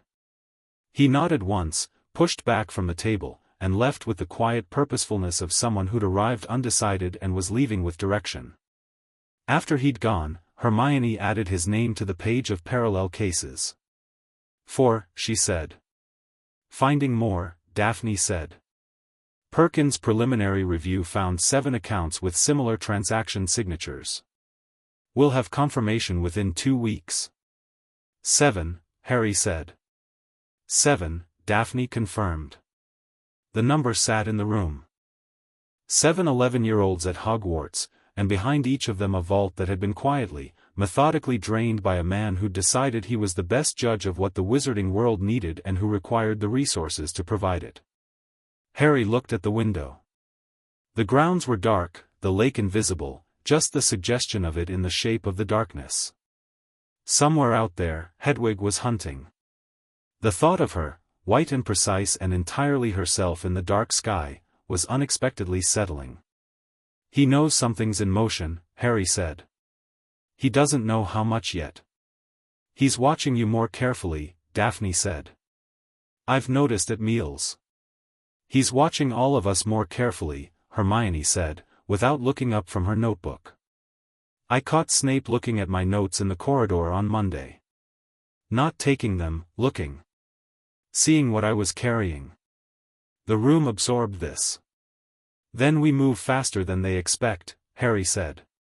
We're 11. They're expecting us to be slow. Daphne allowed herself a small, sharp, entirely real smile. Then let's be exceptionally fast, she said. Chapter 4, The Troll, the Truth, and Other Catastrophes. Halloween at Hogwarts arrived the way all significant days arrive, without announcing itself as significant until it was already happening. The feast was legendary by reputation and turned out to deserve it. 1,000 live bats circulating near the ceiling, the jack-o'-lanterns carved into expressions ranging from genuinely menacing to accidentally comedic, and enough food on the tables to suggest that the Hogwarts kitchens operated on the philosophy that abundance was a form of hospitality. Harry ate well and watched the hall with the particular attention he'd been practicing for weeks now, reading the room rather than being in it, noting the textures and temperatures of people rather than just the surfaces. Hermione wasn't there. He'd noticed it 20 minutes in. Her seat at the Gryffindor table was empty, and when he thought back through the day he placed the moment it had gone wrong. Charms, after class, Ron saying something dismissive about showing off in a voice that carried further than he'd intended. Hermione's face doing the thing it did when she was hurt and had decided not to be, which was to become very still and very dignified and to leave before anyone could see the stillness crack. She'd been in the bathroom. He knew this the way he knew most useful things, by paying attention and doing the math. She'd gone there to be alone, which meant she'd been alone for 3 hours, which meant she'd missed the feast, which meant she was either still there or had gone back to the dormitory. He was standing to go find her when the doors at the far end of the hall burst open with the specific violence of something very wrong. Quirrell came through them at a dead run, which was alarming enough on its own. The stammer was completely gone. "Troll," he said. "In the dungeons. Thought you ought to know." And then he fainted, which would have been more convincing if Harry hadn't caught, in the half-second before Quirrell hit the floor, the precise, deliberate quality of the fall, the careful positioning of the hands, the controlled angle of descent. A real feint looked different. A real feint had surprise in it. He filed that, sharp and certain, and moved. The hall erupted. Dumbledore on his feet immediately, prefects collecting their houses like sheepdogs, McGonagall's voice cutting through the noise with the authority of someone who has managed institutional chaos before and will again. Harry moved toward the edge of the crowd rather than with it, angling for the door, and he was almost there when a hand closed around his wrist. Daphne, appearing from the Slytherin side of the hall with the controlled speed of someone who'd had the same thought 6 seconds earlier. She didn't ask where he was going. She said, "Hermione." "Bathroom on the second floor," Harry said. "I think. She wasn't here for the feast." "The troll is allegedly in the dungeons," Daphne said, falling into step beside him as they slipped out through a side door that Percy Weasley was not watching because Percy Weasley was busy counting Gryffindors and coming up short. "Which means it's not the second floor. Yet." "Yet," Harry agreed. "If it was released intentionally, I know." They moved fast through the emptying corridors, the noise of the hall receding behind them. The castle felt different when it was mostly empty, larger, the torchlight doing different things to the stone, the portraits watching with a keener attention than usual. Harry noticed a sleeping knight near the second-floor landing who was actually watching them from under dropped eyelids, which in other circumstances would have been interesting. The smell reached them before the sound. It was the smell of something vast and wrong, old earth and something animal and underneath that a flat, dull rut that had no business being in a school corridor. Then the sound, heavy, irregular, the sound of weight that doesn't care what it walks through because nothing has given it reason to care. They rounded the corner at the end of the second-floor corridor and found the troll. It was enormous. Mountain trolls were large as a matter of species, but this one had the particular scale that made the corridor look like a model of itself, the ceiling only just high enough, the walls close. It was dragging a club the size of a small tree, and it was heading, with the aimless certainty of something following a smell, toward the door of the girls' bathroom. From behind the door, a sound. Very quiet, very controlled, the sound of someone who has heard something terrible approaching and has decided that making noise will make things worse. Hermione. Harry didn't stop to plan. He had a wand in his hand and a year's worth of fast-tracked spell knowledge in his head and a very direct relationship with Fury that had been clarifying itself over the last several weeks into something useful rather than just corrosive. "Wingardium Leviosa," he said, clear and precise, and directed it not at the Trolls Club but at the Trolls' feet, both of them, simultaneously, a refinement of the levitation charm that he'd been privately practicing because the basic version had never seemed quite sufficient. The troll went up. Not far, 2 feet, maybe 3, but a mountain troll that is unexpectedly airborne is a mountain troll that has lost its primary advantage, which is the ground. It thrashed. The club swung and took a chunk out of the wall. Harry stepped left without looking, because you stepped away from the swing direction, that was just physics. "There's a binding charm," Daphne said from directly behind his left shoulder, her voice completely even. Third chapter of Charms, Practical Applications section. "I practiced it Tuesday." "You practiced binding charms in week 3 of first year," Harry said. "I practice things that seem potentially useful," Daphne said. "Are you going to hold it or shall I?" "I've got it. Go." She stepped forward and Harry watched her from the corner of his eye. Her wand movement was small and precise, the incantation quiet, and the charm hit the troll's wrists with a crack that was disproportionate to the sound it should have made from a first year. The club fell. The troll hung in the air making a noise that was half bellow and half something almost confused, like it had never considered that this was a possible outcome. The bathroom door opened. Hermione came out with her wand in her hand and her eyes very bright and her face absolutely composed in the specific way of someone who has been frightened and is not going to be frightened in front of anyone if she can possibly help it. She looked at the floating troll. She looked at Harry. She looked at Daphne. "Are you all right?" Harry asked. "Yes." She looked at the troll again. "How long can you hold it?" "A while," Harry said. "The spell's not the limiting factor." Hermione absorbed this with a short nod and turned to Daphne. "The binding charm on the wrists won't hold if it regains the ground. The grip will generate enough torque to break it." "I know," Daphne said. "That's why he still has it in the air." "We need to knock it out," Hermione said. Or, she looked at the troll, and Harry watched her think, which was fast and productive. There's a stunning charm in Chapter 5 of Defense. Stupefy. We haven't covered it in class but it's straightforward in principle. Point and conviction, Harry said. Essentially. You do it, Harry said. Your aim is better than mine at distance. This was not strictly true, his aim was fine, but Hermione's expression did something very specific, a kind of surprise that became resolve that became focus, and she turned to the floating, thrashing troll, planted her feet, and said stupefy with the voice of someone who has decided that this word is going to work. It worked. The troll went limp. Harry lowered it to the floor with more control than strictly necessary.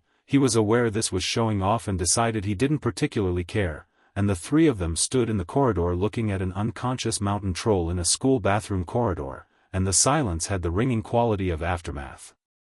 Good, Harry said. Yes, Daphne said. Hermione let out a breath that she'd clearly been holding since she came out of the bathroom. Then she said, very quietly, thank you. Both of you.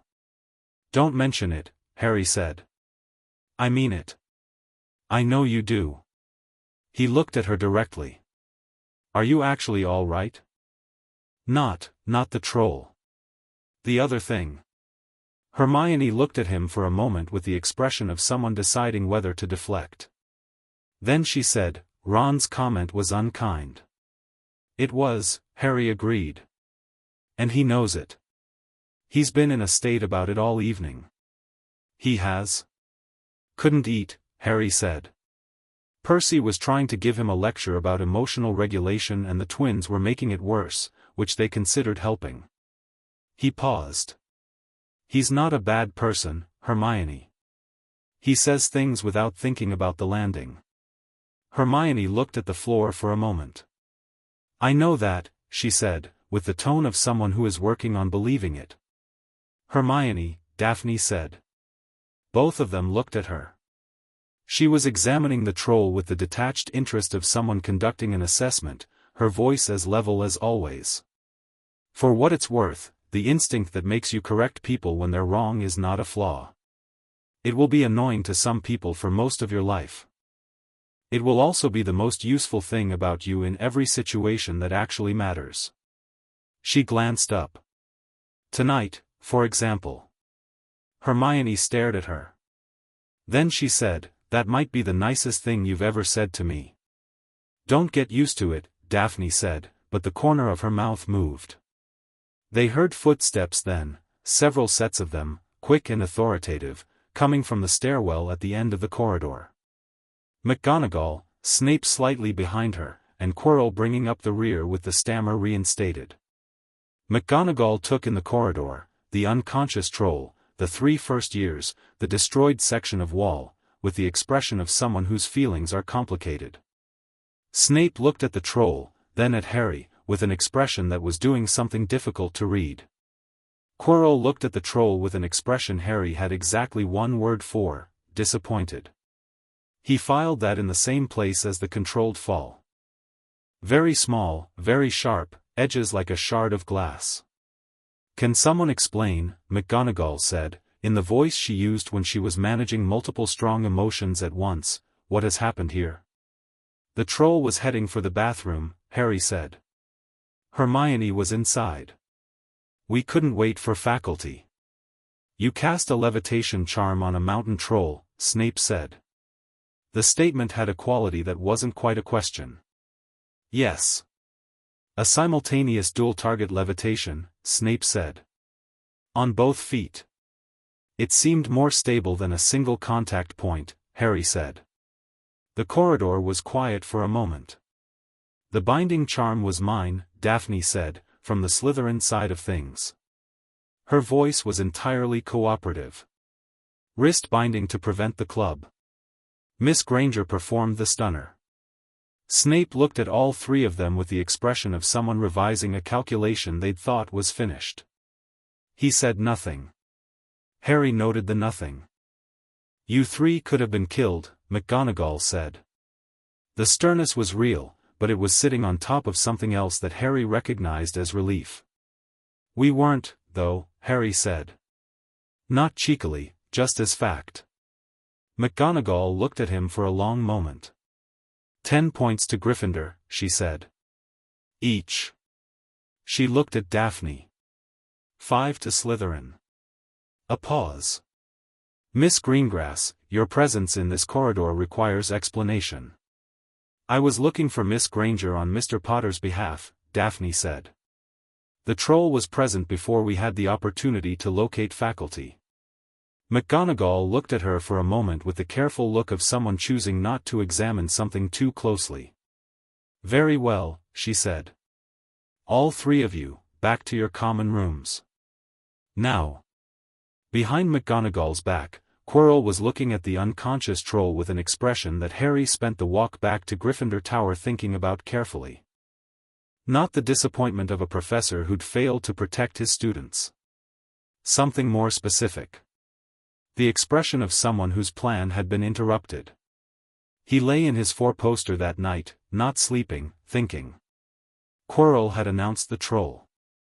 Quirrell had fainted, performed a feint. The troll had been in the dungeons, which was where the Slytherin common room was, which was also where the entrance to the lower corridors was, which was also the most likely path toward the third-floor corridor that was forbidden and that Harry had been thinking about since the first night of term when Dumbledore mentioned it with the particular emphasis of someone pointing at a thing and saying do not look at this thing. He thought about Daphne's assessment of the smell in the defense classroom. He thought about the turban, always the turban. He thought about the way Quirrell's stammer had been completely absent in the 30 seconds between the door and the feint, and what a person sounded like when there was nothing wrong with them at all. He thought about the stone. He'd heard Hagrid mention it in Diagon Alley, top secret, between Gringotts and Dumbledore, and he'd filed it. Now he took it out of the filing system and looked at it properly. Something top secret being moved from Gringotts to Hogwarts. Something that required the third-floor corridor to be sealed. Something that Dumbledore had apparently decided the safest possible location for was a school full of children. There was a logic to that, Harry thought. If you wanted to hide something, you put it somewhere that the person looking for it would never think to look. You put it in a school. You put it behind a door marked "Don't go here" because curious children would obey or would try to get through and find the defenses and retreat, but whoever you were actually guarding against wouldn't be a child and wouldn't be deterred. Except, and this was the part that kept nagging at him like a loose thread, whoever was looking for it was already in the school. Had been since September 1st. Was currently teaching defense against the dark arts and faking a stammer and releasing trolls as diversions. He sat up. Pulled the curtain slightly. Thought. The troll tonight had been a distraction. Not from the students, from the teachers. While Dumbledore and McGonagall were managing a troll evacuation, someone could move through the castle without being noticed. Could get a look at the defenses on the third floor. Could test something, investigate something, prepare for something. Harry got out of bed, pulled on his school robe over his pajamas, and went downstairs to the common room. Hermione was already there. She was sitting in one of the chairs by the dying fire with her Gringotts notebook and a second notebook open on her knee, writing with the focused efficiency of someone who hadn't considered sleeping yet. She looked up when he appeared on the stairs. Neither of them seemed particularly surprised to find the other there. The troll was a distraction, Harry said. Yes. She had a third notebook starting. I've been working through it. The timing, Quirrell announces the troll, everyone evacuates to their common rooms. Faculty response goes to the dungeons. Third floor is momentarily unsupervised. She looked up. I went by the third floor corridor on the way back tonight. There's a smell. Like the defense classroom? Hermione's expression confirmed it without her having to say it. I think something tried the door. The wood around the keyhole has marks. Like something tested it and found it secured and retreated. Harry sat down across from her. We need to know what's behind it. I know, she said. I've been building a list of the security configurations. She slid the second notebook toward him. It contained a growing list of species and their known guarding behaviors, cross-referenced with the Hogwarts staff roster and their specialties. Each defense is probably designed by a different professor. Dumbledore wouldn't put all the security in one person's hands, too much of a single point of failure, and also too easy for any one person to understand the whole picture. Harry looked at the list. You've been building this since when? Since the first week, she said, without any embarrassment. The third floor corridor bothered me. Because Dumbledore mentioned it. Because of how he mentioned it, she said. There's a difference between a warning and a performance of a warning. The way he said it, he wanted us to know it was there. He wanted a specific kind of curiosity about it. Managed curiosity, Harry said. So anyone who looked would go so far and no further. Because the defenses would stop them. He paused. Except whoever's actually trying to get in isn't going to be stopped by first-year level deterrence. No, Hermione agreed. The defenses are, I think they're genuinely hard. But not hard for the right category of threat. She hesitated. Harry. If something is already in the castle, and it's working toward the stone, and Dumbledore knows, why hasn't he stopped it? It was a good question. Harry turned it over. Maybe he doesn't know how close it is, he said. Or maybe, he stopped. Maybe he wants to see what it does, Hermione said, quietly. Maybe the stone is bait. The fire popped. The common room was entirely silent around them. And we're the uncontrolled variables, Harry said. We're supposed to be studying and eating and being 11-year-olds. We're not supposed to be here at, he looked at the clock on the mantelpiece, 1 a.m, having figured out that the defense professor is probably possessed. Hermione looked at him. What do we do? We tell Daphne in the morning, he said. And then we make sure the financial investigation is moving fast enough that our position is public before Dumbledore has reason to want us out of the picture. Hermione was very quiet for a moment. He wouldn't, she started, then stopped herself. The correction had come and gone in her own expression without him needing to make it. She was revising her trust in institutions again, in real time, and he could see it happening, and he thought, this is what it looks like when someone stops being naive, and it doesn't make them cynical, it just makes them accurate. We're not afraid, Harry said. We're prepared. There's a difference. Hermione looked at him for a moment with an expression he couldn't quite name, not quite admiration, more like recognition. Like finding a word for something she'd been thinking for a while. Right, she said, and wrote "Tell Daphne" at the top of a fresh page. The next morning was a Saturday, which meant no classes, which meant the library was available from 7, which meant all three of them were there by 7:15. Harry told Daphne in under 3 minutes. She absorbed it in the way she absorbed everything, completely, without reaction, the reaction happening internally and emerging only as a refined version of whatever she'd been thinking before. The stone is the philosopher's stone, she said. Harry and Hermione looked at her. Nicholas Flamel, she said. He's over 600 years old. There's one known mechanism for that kind of longevity. She glanced between them.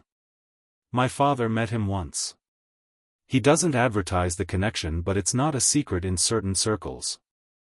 She paused. The stone produces the elixir of life, which grants immortality, and also functions as a supreme alchemical agent capable of transmuting any metal to gold. She said this flatly, the way you state facts that have weight of their own without needing emphasis. If Voldemort is attempting to return to a physical form, an elixir of life would accelerate it significantly, Hermione said, who had apparently also arrived at Nicholas Flamel at some point in the past month and was now cross-referencing. Or make it permanent rather than partial, Daphne said. A permanent body versus a temporary resurrection has significant implications for the remaining Death Eater community and for anyone who survived the war by claiming coercion.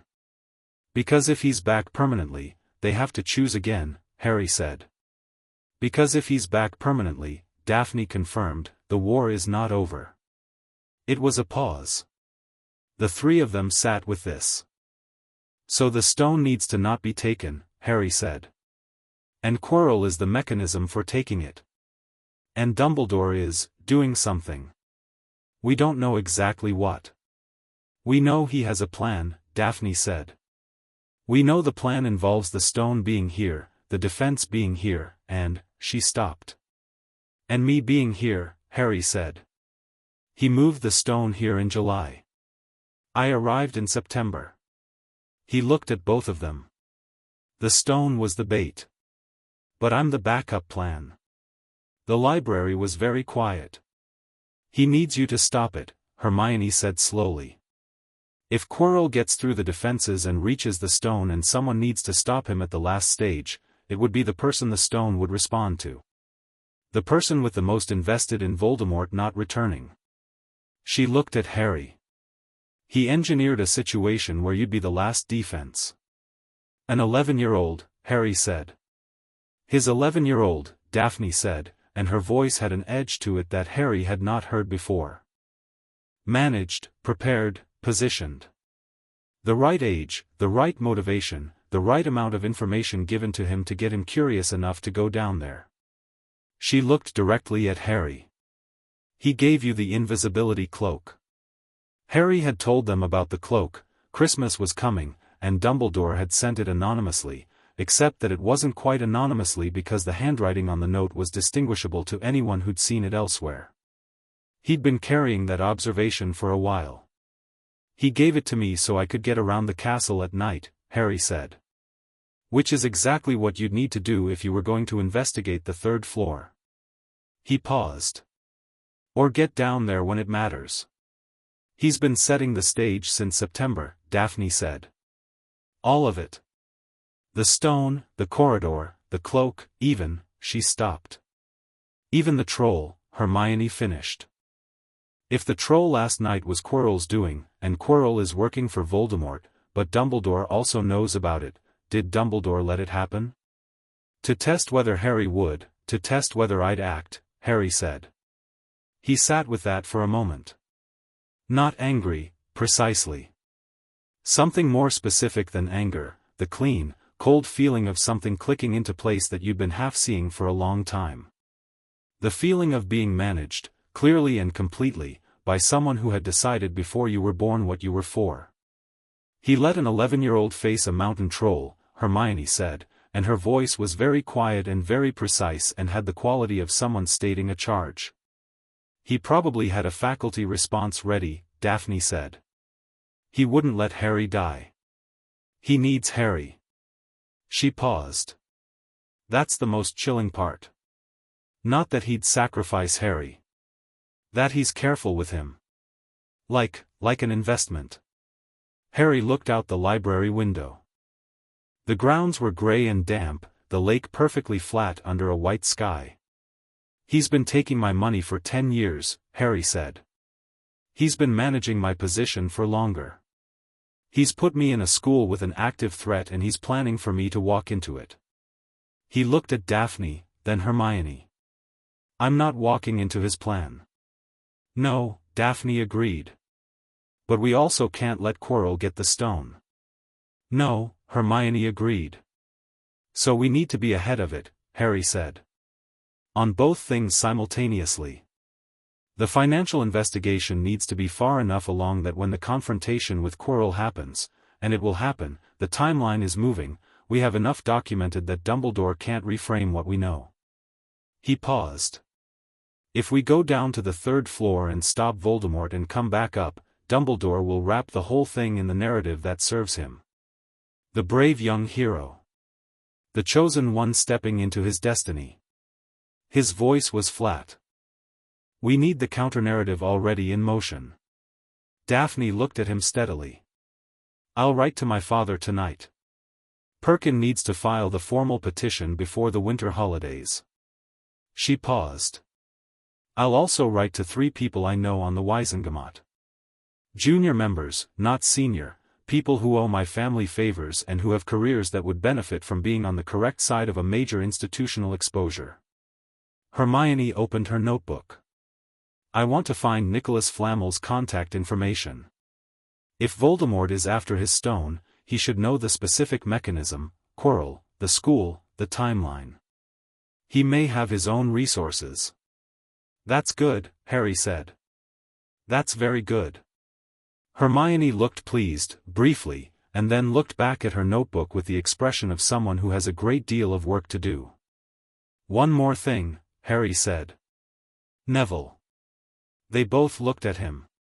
He's going to find out. About the 3rd floor, about Quirrell, about all of it, Hogwarts talks, and Neville pays more attention than he looks like he does. Harry paused. I'm not going to hide it from him. He's in this with us. Daphne was quiet for a moment. Then, he's not a liability, if that's what you're asking. I know. I'm not asking. You're telling me, Daphne said. Yes, Harry said. Something passed across Daphne's face that Harry was getting better at reading, the slight softening that she didn't allow to reach her expression but that existed in the precise way she considered his words before accepting them. Fine, she said. But when we brief him, I do the strategic portion. He needs to understand the scope without panicking. Neville doesn't panic, Harry said. He plants his feet. Daphne considered this. That's a useful quality, she admitted. November came in hard, the way Scottish Novembers do, with a cold that had no interest in being gradual about itself. Quidditch practice in that cold was, Harry's word for it was honest. The broom responded to cold and wind the way a good instrument responds to challenge, and the snitch, he discovered, moved differently in cold air, faster in short bursts, more erratic, using the wind as cover. He adapted within 2 practices. Wood watched him and stopped giving suggestions after the 2nd week, which Harry understood was the highest form of coaching approval. He spotted the snitch in 3 out of 3 practice sessions and once, during a free flight before breakfast on a Thursday, found it purely by sense, without seeing it, some instinct drawing his hand to exactly the right place at exactly the right moment. He opened his hand and the snitch was in his palm, still vibrating, gold and perfect. He looked at it for a moment. Then he let it go, which made Hedwig, circling nearby, give him a look of deep skepticism. I know, he said. But it's not time yet. Hedwig accepted this with the dignified tolerance she extended to most human decisions she disagreed with, and swept off toward the Ollery. Harry turned his broom toward the castle and went in for breakfast, and if anyone had been watching from the grounds they would have seen him coming down fast from altitude with the particular quality of speed that came from complete comfort, not reckless, just absolutely at home in the air, the way birds are, the way things are when they're where they belong. In the 2nd week of November, the letter came. Not from Gringotts, not from Perkin and Fawcett, not from Cyrus Greengrass. This letter had the official Hogwarts seal on the outside in Dumbledore's handwriting, and it was addressed to Harry, and it arrived at breakfast in full view of everyone at the Gryffindor table. Harry opened it without hesitation. Dear Harry, it began, in the warm familiar handwriting. I wonder if you might come to my office this evening at 7. I find I have been remiss in checking in on your welfare and would very much like to rectify that. I hope your first months at Hogwarts have been everything you hoped. Yours, Albus Dumbledore. He read it twice. Then he turned it over and read the blank back, which told him nothing, and set it down beside his breakfast. Ron, reading over his shoulder with the cheerful nosiness of someone who had no idea this was significant, said, "The headmaster? Bit early in the year to get called in, isn't it?" "I expect it's the famous name check-in," Harry said pleasantly, and went back to his eggs.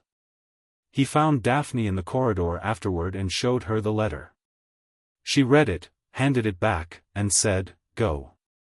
Harry looked at her. "Go," she repeated. "Don't avoid it. If you avoid it, he has a reason to wonder why. Go, and be exactly the student he expects, curious, warm, grateful for his attention." She paused. "Listen for what he asks. The things he asks about will tell you what he's checking on." "You want me to let him think he has me," Harry said. "I want you to confirm for him that you are 11 years old and exactly where he expects you to be," she said. "While we are simultaneously filing a formal legal inquiry into his finances." Harry looked at her for a moment. "You're good at this," he said. Daphne tilted her head slightly. "I was trained to be." "Does it ever?" He stopped. "Feel cold?" she said, with the accuracy of someone who has answered the unasked version of this question before. "Sometimes. But the alternative, being the person who doesn't see it coming, is considerably colder." She met his eyes. "Go to the meeting. Take notes in your head. Tell me everything he says."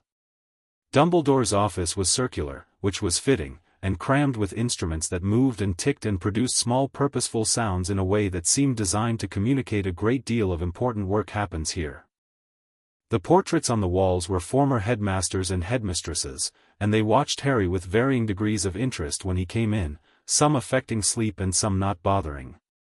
Dumbledore sat behind his desk with his hands folded and his expression arranged in the exact configuration of warm, avuncular welcome that Harry had been cataloguing since the feast. The twinkling was present. A plate of lemon drops was present. Everything was present except any indication that this meeting was anything other than a routine welfare check. "Harry," Dumbledore said. "Please, sit down." "Lemon drop?"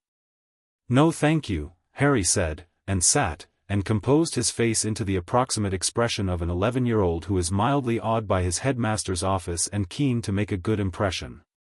They talked for 40 minutes. Dumbledore asked about his classes. Harry answered warmly and accurately, mentioning charms and herbology with genuine enthusiasm and saying he was finding potions challenging, which was technically true in that he was finding it challenging to underperform convincingly. He asked about friends. Harry mentioned Ron, mentioned Hermione, said he found the house divisions a bit strange but was adjusting. Dumbledore listened with the quality of attention of someone who is hearing more than what is being said, which was a quality Harry recognized because he had it himself and had learned to disguise it. Near the end of the meeting, as Harry was preparing to stand, Dumbledore said, with beautiful casualness, "I understand you made a trip to Gringotts last month. Nothing troubling, I hope? Banking matters can be rather confusing at first." There it was. Harry let a half-second pass, not a suspicious pause, just the natural gap of someone thinking, and said, "Just checking I had enough for the rest of term supplies. Professor McGonagall helped arrange it." He smiled. "The goblins are a bit intimidating." Dumbledore's expression did not change. But something behind it did, the smallest adjustment, a recalibration so minor that you'd miss it if you weren't watching for it. "Quite so," Dumbledore said warmly. "They do take some getting used to. You'll find, I think, that your affairs are all in very good order. The estate has been, well managed." "I'm sure," Harry said, with perfect sincerity, and stood, and thanked the headmaster for his time, and left. In the corridor, he let the expression drop. He stood still for a moment in the empty passage, his back to the stone wall, and thought about the phrase "well managed," and the particular quality of certainty with which it had been delivered. Then he went to find Daphne and Hermione and told them everything, word for word, including the pause before the question about Gringotts and the precise language of well-managed and the adjustment behind the warm eyes. Hermione wrote it all down. Daphne listened without interrupting, and when he finished she said, "He's checking the boundaries of what you know. He doesn't think you found the records. He thinks the Gringotts visit was genuinely routine." She paused. "Which means the interception instruction was still active when we made the visit. He didn't get a flag that something was in motion." "Because we went in person," Hermione said. "There was no mail to intercept." "Right." Daphne's expression was the precise, concentrated expression she wore when something was going correctly. "He's going to continue to believe he has time. Which means our window for the formal petition is clear." She looked at Harry. "How did it feel? The meeting?" "Like playing chess with someone who thinks you don't know the rules," Harry said. Daphne looked at him for a moment. And I know the rules," Harry said. "I just haven't shown him yet." Daphne nodded once, the specific nod that meant correctly done, and went back to her work. Chapter 5, Fire and Contracts. The first Quidditch match of the season was Gryffindor vs. Slytherin, which the castle treated as a civic event. Banners appeared on the staircases overnight, green and silver versus red and gold, and the noise in the Great Hall at breakfast the morning of the match had the particular quality of shared anticipation that Hogwarts did better than any place Harry had ever been, which was a low bar given that he'd mostly been in Surrey, but felt genuine regardless. Harry ate well. He always ate well now, partly because the food was extraordinary and partly because he'd spent 11 years not doing so and his body had opinions about that which it expressed as consistent enthusiasm. Ron sat across from him with the anxious energy of someone who cared about Quidditch at a level that was almost personal, talking through Slytherin's formation strategy from memory while Hermione listened and made the periodic sounds of someone who found the passion interesting even if the subject was opaque. "Their seeker is Terence Higgs," Ron was saying, gesturing with his fork. "6th year, decent but not brilliant, mostly relies on the chasers to wear the opposition down before he goes for the snitch. But their chasers are, I've watched them practice," Harry said. Ron stopped. "When?" "Early mornings. Before breakfast." He poured more pumpkin juice. "They run a rotating formation, 2 high, 1 trailing. The trailing chaser carries longer and the high pair do the lateral passes. It's good, but it breaks down if you disrupt the lateral pass window." He looked at Ron. "Which I won't be doing because I'm looking for the snitch and not managing their chasers." "But Wood knows this." Ron stared at him. "You analyzed their formation." "I was flying anyway. At 6 in the morning. The air is good at 6 in the morning." Ron sat with this for a moment, and then turned to Hermione with the expression of someone handing off a thought they didn't know what to do with. "Is he always like this?"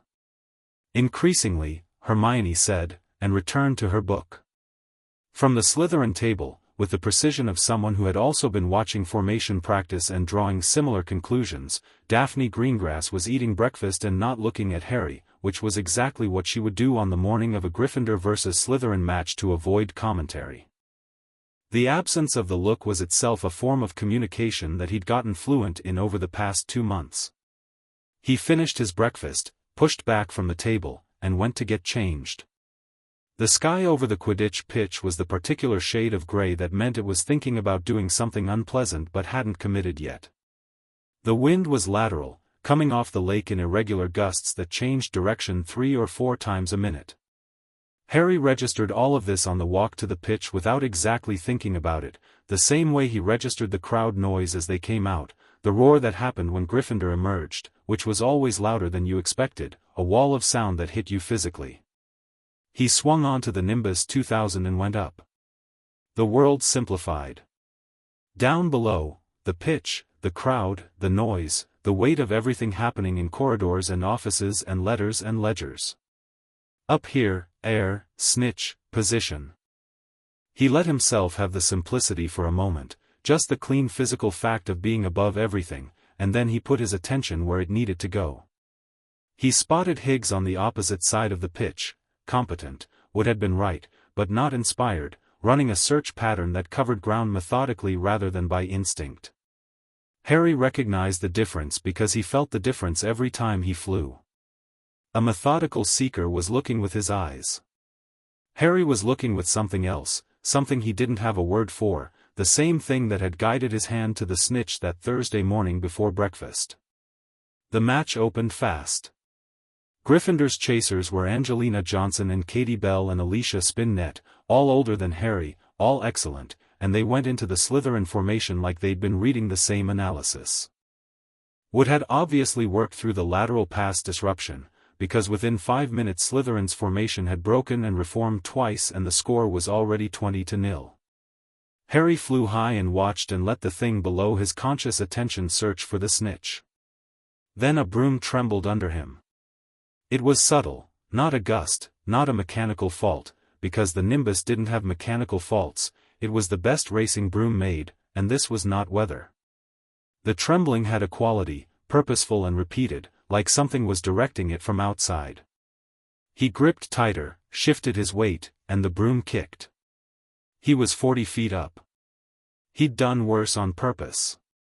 But the broom was trying to throw him, consistently and with increasing urgency, and that required both hands and significant lower body grip to manage, which significantly reduced his ability to do anything else. He looked down. The teacher's box. Someone's eyes were on him with a quality of absolute focus, and he followed the quality back to its source, Snape. Wand out, moving in small precise motions, his gaze locked on Harry with an intensity that had nothing to do with dislike and everything to do with concentration. Harry thought, Snape is cursing my broom. And then the thought resolved, Snape is cursing my broom to throw me. And then the thought completed, why would Snape, in the teacher's box, behind Snape and slightly to his right, he could see Quirrell. Quirrell's lips were also moving. Not in the direction of Harry's broom. In the direction of Snape. The curse was Quirrell's. Snape was counter-cursing. The concentration on Snape's face was not the concentration of someone causing harm, it was the concentration of someone preventing it. This recalibration took approximately 2 seconds and cost him another significant lurch from the broom, which he absorbed by converting it into a barrel roll that looked, from the ground, like a deliberate stunt and produced a collective gasp from the crowd. He heard Ron's voice somewhere below, he's doing tricks. He was not doing tricks.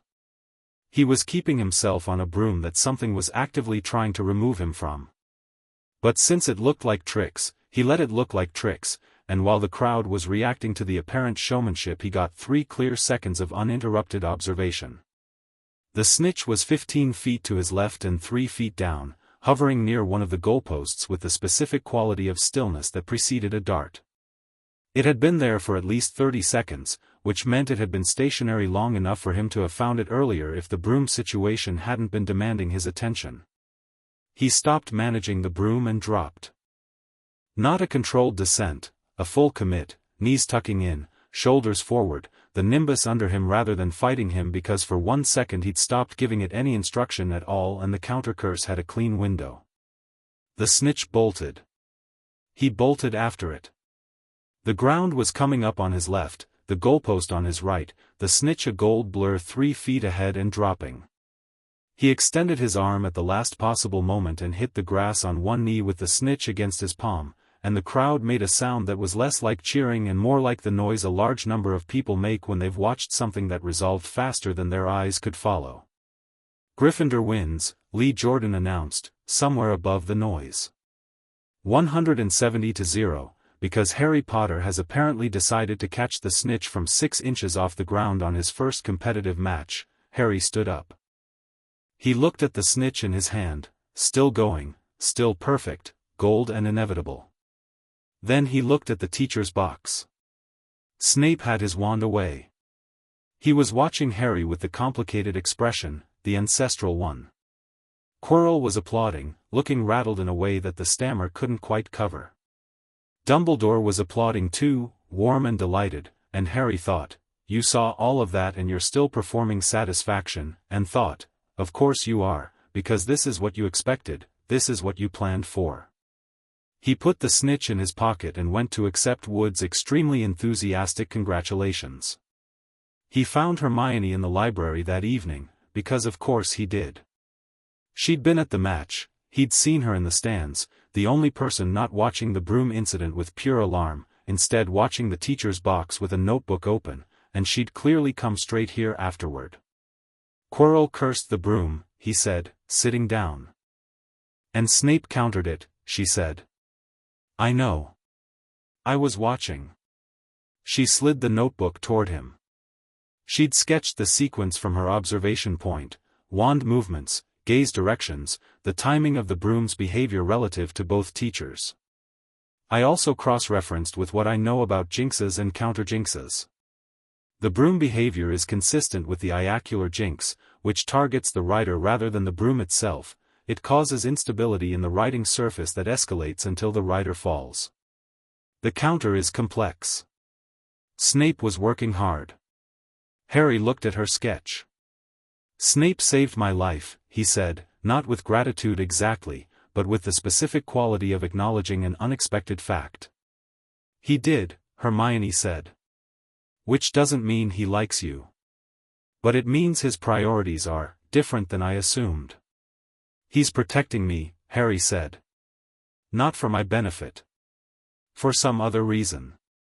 Hermione looked at him steadily.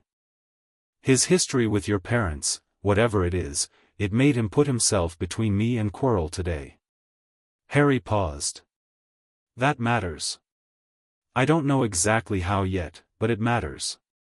"Should we tell him what we know?" Hermione asked. "About Quirrell, about the stone?" "Not yet." Harry thought about it. "He knows more than we do about Quirrell. But he doesn't know about the financial investigation, and I don't know how that intersects with whatever he's already doing." He paused. "He's playing his own game. I don't want to give him pieces before I know his board."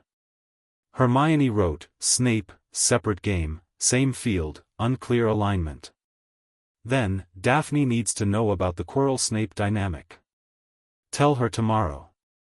I'll write to Neville tonight about the match." He stopped. "What?" He was looking at the library window, at the dark grounds beyond. "Nothing. Just thinking." He was thinking about Dumbledore watching him catch the snitch with the satisfaction of someone watching an investment perform as predicted. The letter from Perkin and Fawcett arrived on a Tuesday in the last week of November, addressed formally to Mr. Harry James Potter, Gryffindor Tower, Hogwarts School of Witchcraft and Wizardry, with the firm's seal in dark green wax and the legal quality of something that had been prepared with considerable care. It was not intercepted. Ragnarok had apparently anticipated this and routed it through a secondary post channel that bypassed whatever scanning Dumbledore had on the standard owl post. Harry found it sitting on his pillow rather than on the post table, carried directly by a Gringotts contracted owl that had delivered it privately and left, which was either impressive or slightly unsettling depending on your relationship with institutional precision. He read it carefully. Then he carried it to the library and read it again with Hermione and Daphne, because some documents deserved collective attention. The formal retention was confirmed. Perkin and Fawcett were engaged as Harry's financial representatives for the purpose of estate recovery proceedings. The preliminary inquiry had identified 9 accounts at Gringotts with transaction signatures consistent with unauthorized disbursements under the care and maintenance provision. 9. Not 4, not 7. 9. They found 2 more, Hermione said quietly. They found the ones we didn't have access to, Daphne said. She was reading with the focused stillness of someone in whom good news and bad news are producing the same quality of attention. Susan Bones is not on the list, which confirms what I thought. Her aunt's position made interference too risky. But the 9 who are listed are all, she looked up, all children of families who had no surviving senior wizarding relatives with political standing. He was systematic about it, Harry said. Yes. Daphne set the letter down. The formal petition for a pattern audit has been filed with the Gringotts Charter Compliance Office. That office is independent of both the Ministry and the Wisengamot. Once a pattern audit is formally underway, it cannot be halted by a third party, not even by the account manager named in the complaint. It runs to completion regardless. She looked at Harry. Dumbledore cannot stop it now. He can delay it, Hermione said. Legal challenges, procedural objections, he can delay the resolution, Daphne said. He cannot halt the investigation. And he cannot prevent the list of accounts from being registered with the compliance office. A pause. The registration is a public document under the Charter. Any witch or wizard can request to view the compliance registry. Hermione looked at her. So the names are public? Not the account details. The names of the accounts under investigation. Daphne's voice was very precise. Albus Dumbledore's name is now on the Gringotts compliance registry as the named party in a pattern investigation. That is a public fact. The weight of this settled in the library like something taking its place. Who knows to look? Harry asked. Right now? Very few people. Daphne folded the letter along its original creases. The wizarding press will know within a week, because someone always watches the registry. The Daily Prophet will probably kill the story initially, they won't want to run something that implicates Dumbledore without verification. But there are smaller publications. Which weekly would find the social angle irresistible? The Quibbler? Hermione's tone was carefully neutral. Has no institutional loyalty to anyone and would run the story before the ink dried, Daphne said. My father is already in contact with appropriate journalists. The goal is not to create a scandal before the audit completes, the goal is to ensure that the existence of the investigation is known, so that if anything attempts to interfere with it, there are witnesses to the interference. Harry looked at her. The precision of this, the months of preparation, the layers of protection built into each decision, hit him at once as something he needed to say something about. Daphne, he said. She looked up. You've been planning this since the train. I've been building toward something like it since before the train, she said, with the directness she always had when he named something true. When I saw the Gringotts seal on your sleeve I didn't know exactly what it was. But I knew what it could be. She paused. My family we have interests that exist in the space between Dumbledore's world and what comes after it. If he falls, the post-war settlement reopens. If the post-war settlement reopens, certain things can be corrected. Certain people can make different choices than they were allowed to make in 1981. She was very still. I am not apologizing for having interests. But I want you to know that what I've done on your behalf it has mattered to me separately from the interests. I want you to know that's true. The library was quiet. Hermione was looking at her notes, which was the look she had when she was giving space to a conversation that didn't need her in it. I know it's true, Harry said. I've known for a while. Daphne looked at him for a moment. Good, she said, and picked up her quill, and that was the conversation done, which felt exactly right. December arrived and with it the specific pre-Christmas energy of a school where half the students were going home for the holiday and half weren't, and the two groups looked at each other across the gap with a mixture of envy and understanding. Harry was staying. He'd considered going to the Dursleys for approximately 4 seconds and decided that 4 seconds was longer than the question deserved. Hermione was going home. She appeared in the library on her last evening before the holiday break looking like someone who had several things she needed to say and was organizing them in order of priority, which was how Hermione approached most human interactions. I've made copies of everything, she said.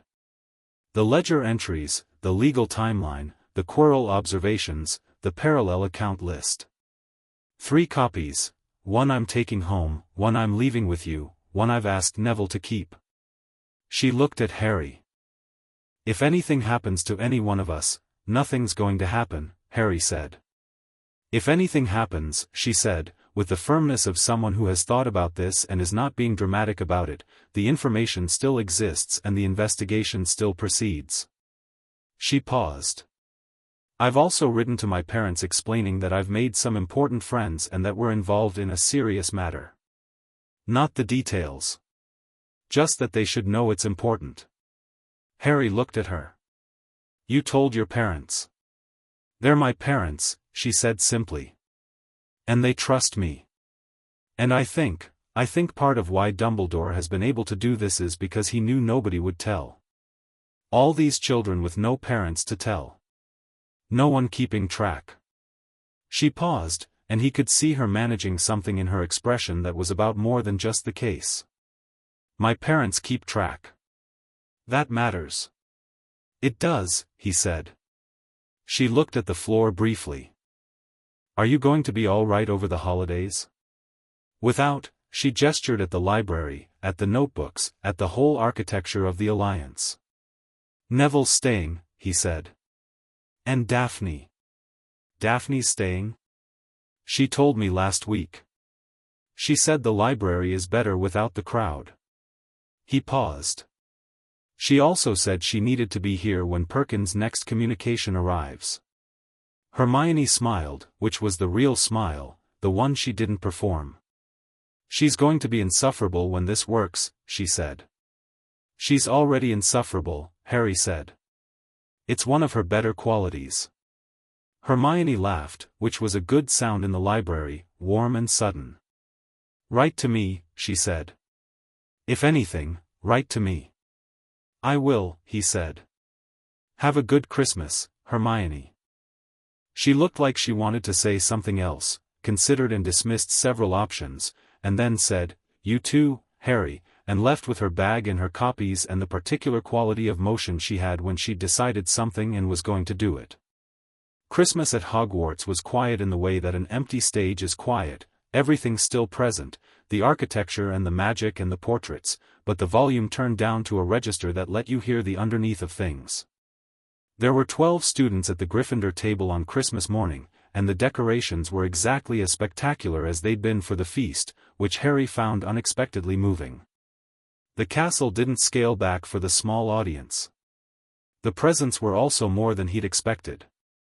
Ron had sent a Weasley sweater, deep red, knitted with a care that felt like being welcomed into something, and Hermione had sent a book about advanced Quidditch techniques with a note that said for when you want to stop being accidentally brilliant and start being deliberately brilliant.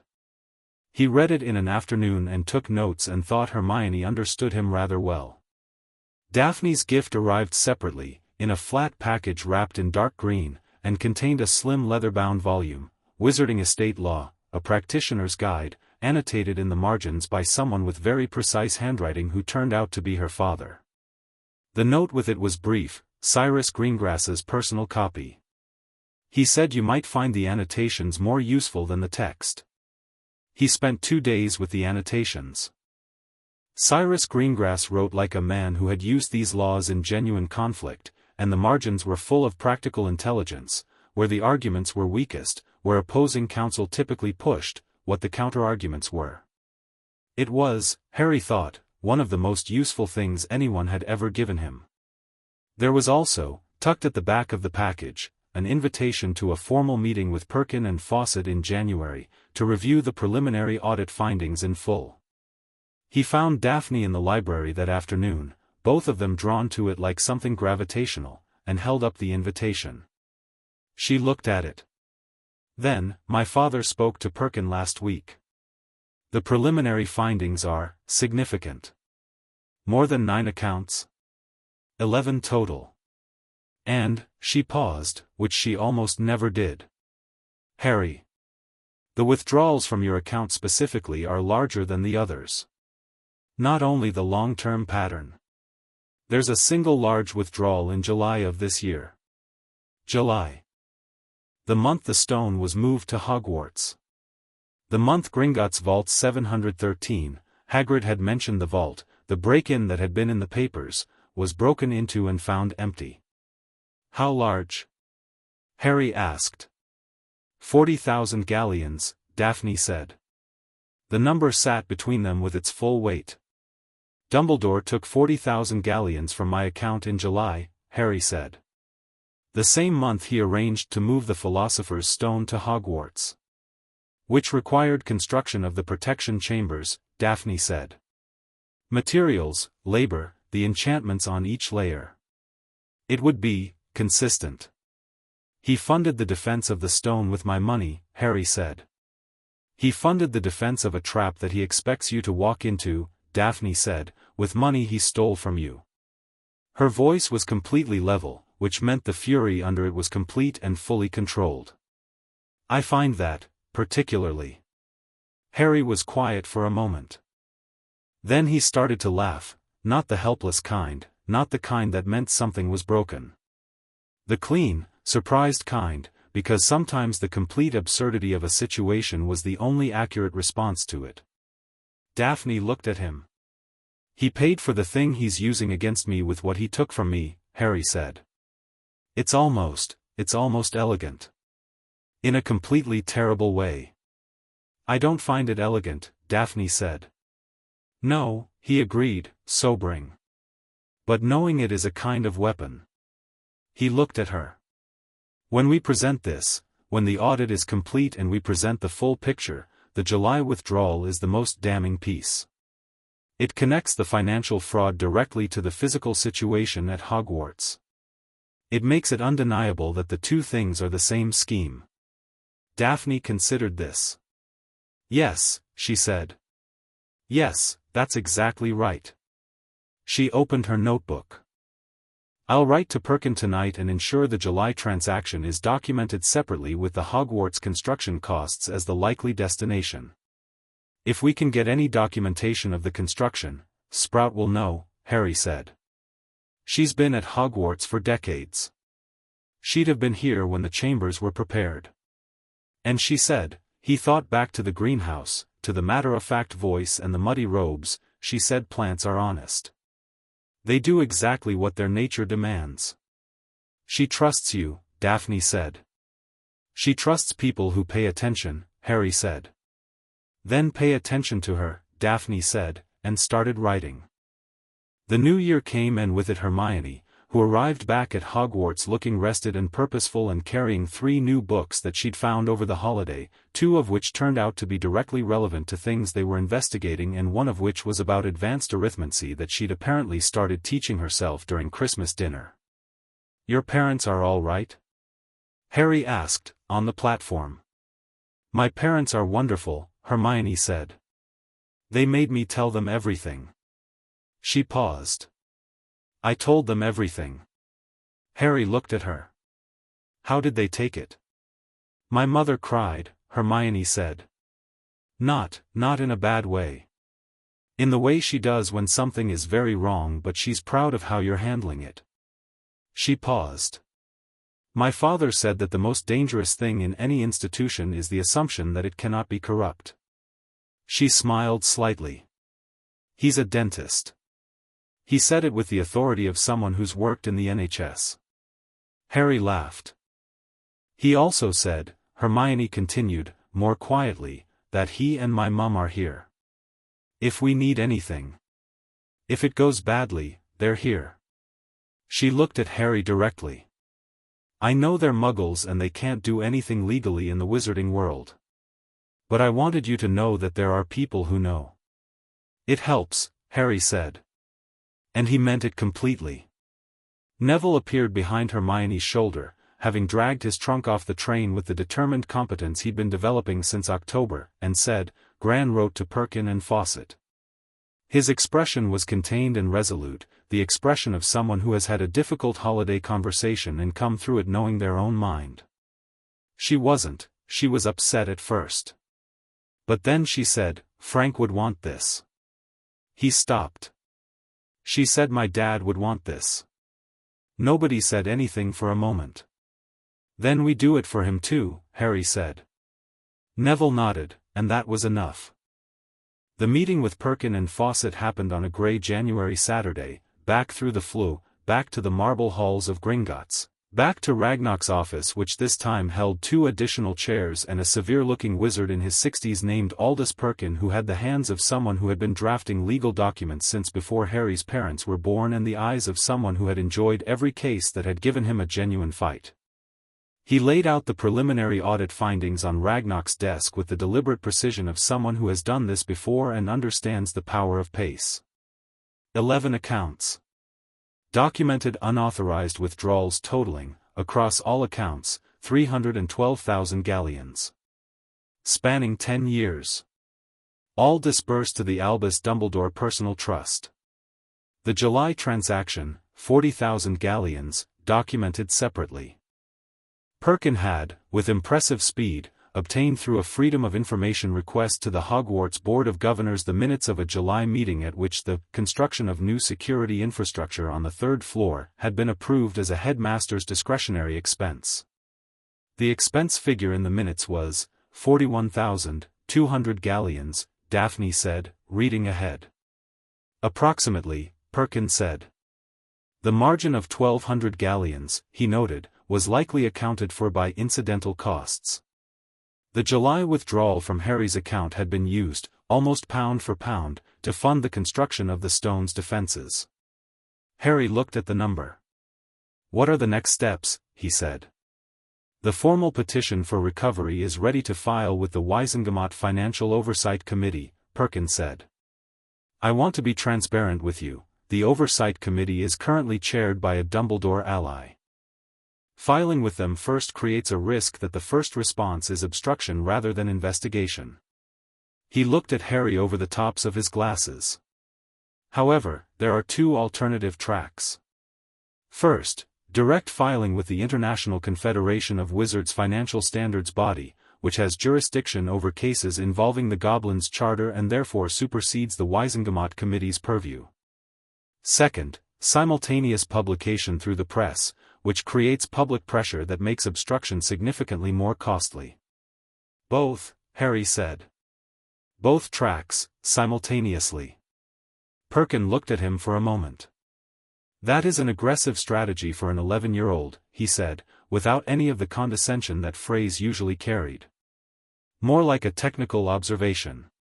"He knows," Daphne said. "I know," Harry confirmed. "The moment we file with a body Dumbledore can influence, he has time to prepare a response. If we file internationally and publicly at the same time, the response becomes the story. He's managing optics, not facts." He looked at Perkin. "And the facts are what we have." Perkin looked at him for a longer moment. Then he said, "Your father would have made an excellent litigant," and turned back to his documents without waiting for Harry's reaction, which was the kindest possible way to deliver that observation. Harry sat very still for a moment. Then he said, "When?" 2 weeks, Perkin said.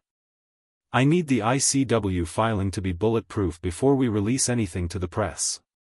Bulletproof means complete, which means we are still waiting on 3 corroborating account statements from the Goblin Compliance Office. He looked at Ragnar. "They will be ready in 10 days, Ragnar said. "Then 2 weeks from today," Perkin said. "I'll send confirmation." Harry nodded. The meeting concluded with the efficient precision of people who have said what needed saying and have work to do. Walking back through the marble hall, Daphne beside him and slightly ahead in the way she moved when she was thinking, Harry said quietly, 2 weeks. "Yes," she said. "That's before the stone situation resolves itself," he said. "Quirrell is moving faster. The attempts on the corridor have been increasing." "I know." She glanced at him sideways without turning her head. "Which means we may be running 2 confrontations in parallel." 2 confrontations in parallel, he said, as if testing whether that was as enormous as it sounded. It was. "Right. You're not afraid," Daphne said. It wasn't a question or a reassurance. Just an observation, accurate and clean. "No," Harry said. "I was afraid when I was small, for a long time, because everything could be taken from me and there was nothing I could do about it." He looked at the brass doors ahead of them, sunlight coming through the gap. "I've got things I can do about it now. It changes the texture of everything." Daphne was quiet for a moment. "Yes," she said, with the voice she used when something was precisely true. It does. They walked out into Diagon Alley, and behind them the brass doors swung shut with a sound like a door swinging shut on one version of Harry Potter's life, and ahead of them the alley was grey and cold and full of people living their lives without any idea that 2 weeks from now the ground was going to shift under all of them. Neville was waiting outside, having elected not to come in, banking stuff, not really but I wanted to be here, he'd said this morning, which Harry thought was entirely correct. He fell into step beside Harry on the left side. Well? Neville said. 2 weeks, Harry said. Neville exhaled. Okay. He nodded once, looking straight ahead. Okay. They walked up Diagon Alley 3 abreast, and the January air was cold enough to see their breath, and the world had 2 weeks left of being what it was before it became something else entirely. That evening, in the Gryffindor common room after the others had gone to bed, Harry spread out on the rug in front of the fire with the annotated estate law book open in front of him and Hedwig warm on the arm of the chair beside him, and he thought about his father. James Potter, who had died at 31 in a house in Godric's Hollow. James Potter, of whom Harry had no memory, only a hand-me-down story, the shape of a man assembled from other people's accounts, warm and imperfect and blazingly real in the portraits Harry had found in old library books. James Potter, whose vault had been quietly bled for 10 years in the name of the greater good. Would have made an excellent litigant, Harry said quietly, to the fire and to Hedwig and to nobody else. Hedwig turned and looked at him with her golden eyes and made a soft sound that he'd learned meant something adjacent to acknowledgement. He opened the book to the chapter on recovery proceedings, and the fire popped and settled, and outside the window the January dark was full of stars, and somewhere in those stars Hermione was asleep in a dormitory bed with her notes under her pillow like she always kept them, and somewhere Neville was writing to his grandmother, and somewhere Daphne was in the Slytherin common room with her own version of the same fire doing whatever she did when the day's work was done. He thought, 2 weeks. And then, whatever comes after. And then, without drama, without announcement, he decided, in the way you decide things that have been building for months and arrive quietly rather than loudly, that he was not afraid of whatever came after. Not because it wouldn't be hard. It would be hard. But because the thing coming after was a future that he was building rather than one being built for him, and the difference between those two things was the difference between a cupboard under the stairs and the open sky. He read until midnight, and then he went to bed, and he slept without dreaming, and the fire burned down to embers and then to the particular orange dark of something that has burned completely and completely well. Chapter 6, The Philosopher's Stone and the Reckoning. The thing about inevitabilities is that they rarely announce themselves with the drama they deserve. Quirrell's move came on a Wednesday, which was nobody's idea of a climactic day, a grey midweek morning with double herbology after breakfast and rain coming in sideways off the lake. Harry was eating toast and watching Quirrell at the head table with the attention he'd been maintaining for months, the same way you maintain attention on a held breath, and he saw it before it happened. Not in any mystical way. Simply this, Quirrell didn't eat. He hadn't eaten properly since November, small portions pushed around a plate, the performance of a man who could not afford to stop performing. But this morning he had nothing on his plate at all, and his hands were folded on the table in front of him with a stillness that was completely unlike his usual trembling and completely unlike any human stillness Harry had seen. It was the stillness of something that had made its decision and was past being disturbed. Harry put his toast down. Across the hall, the Slytherin table. Daphne was looking at the ceiling with her head tilted slightly back, the particular angle she used when she was listening to something at a distance rather than watching something close. She'd cultivated a sensitivity to the castle sounds over 4 months, not actively magical, just attention refined to a point. She must have heard something, or felt something, or noticed the same quality in Quirrell's stillness that Harry had, because her chin came down and she looked directly across the hall at Harry with the expression that had exactly one meaning, now. Harry stood up. He crossed to Ron's side of the table, leaned down, and said quietly into Ron's ear, "Go to McGonagall's office. Tell her Quirrell has moved on the 3rd floor. Tell her now, not after you've thought about it, now." Ron started to say something and Harry said, "Ron." Trust me and go." Ron looked at him for 1 second with the expression of someone who has understood that this is real, and then he was moving. Harry went for the door. Neville intercepted him in the entrance hall with the quality of someone who'd been positioned rather than passing through. "I saw," Neville said. "I need you out here," Harry said. "Not down there. Here." "You know why?" Neville's jaw tightened, but he nodded because he did know why. They discussed it 3 days ago when Harry had said, "If something happens to all 3 of us, the documents mean nothing, someone has to be outside to hand them to Perkin," and Neville had argued briefly and then accepted it with the grace of someone who knew the difference between courage and useful positioning. "I'll get the copies to Perkin if you're not back in 2 hours, Neville said. 4 hours, Harry said. "Give me 4. He went through the door before Neville could respond. Daphne was already at the 3rd-floor staircase when he got there, arriving from a different direction with her wand in her hand and her school bag absent, because she'd already deposited it somewhere, or never brought it. She'd known this morning was the morning.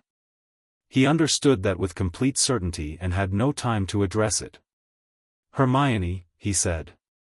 "Herbology," Daphne said. "She doesn't know yet." We don't need 3, Daphne said, with the directness of someone who has already run this calculation. "She's not here. We don't have time. We go with 2. Harry looked at her. The staircase was empty around them, rain drumming on the castle's high windows. "You're certain," he said. "I am never uncertain when I've made a decision," she said, and started up the stairs. The 3rd-floor corridor was the same as it always was, locked, dim, smelling of something that wasn't quite school and wasn't quite dungeon but sat between the two with a quality all its own. The door at the end was slightly open. Not broken open, not forced.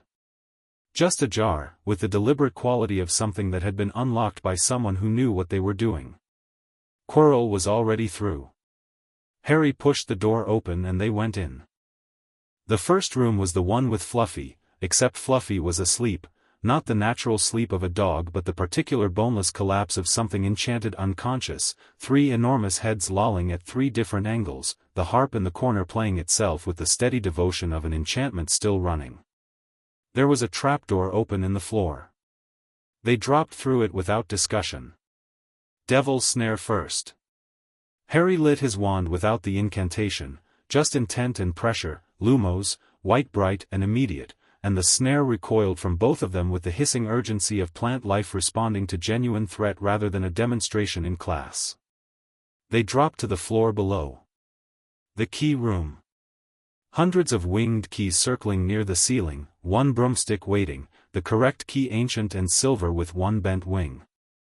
Harry looked at the swarm for 3 seconds, found the pattern, not just the movement but the way the injured key compensated for the bent wing, listing slightly right on every circuit, and pointed.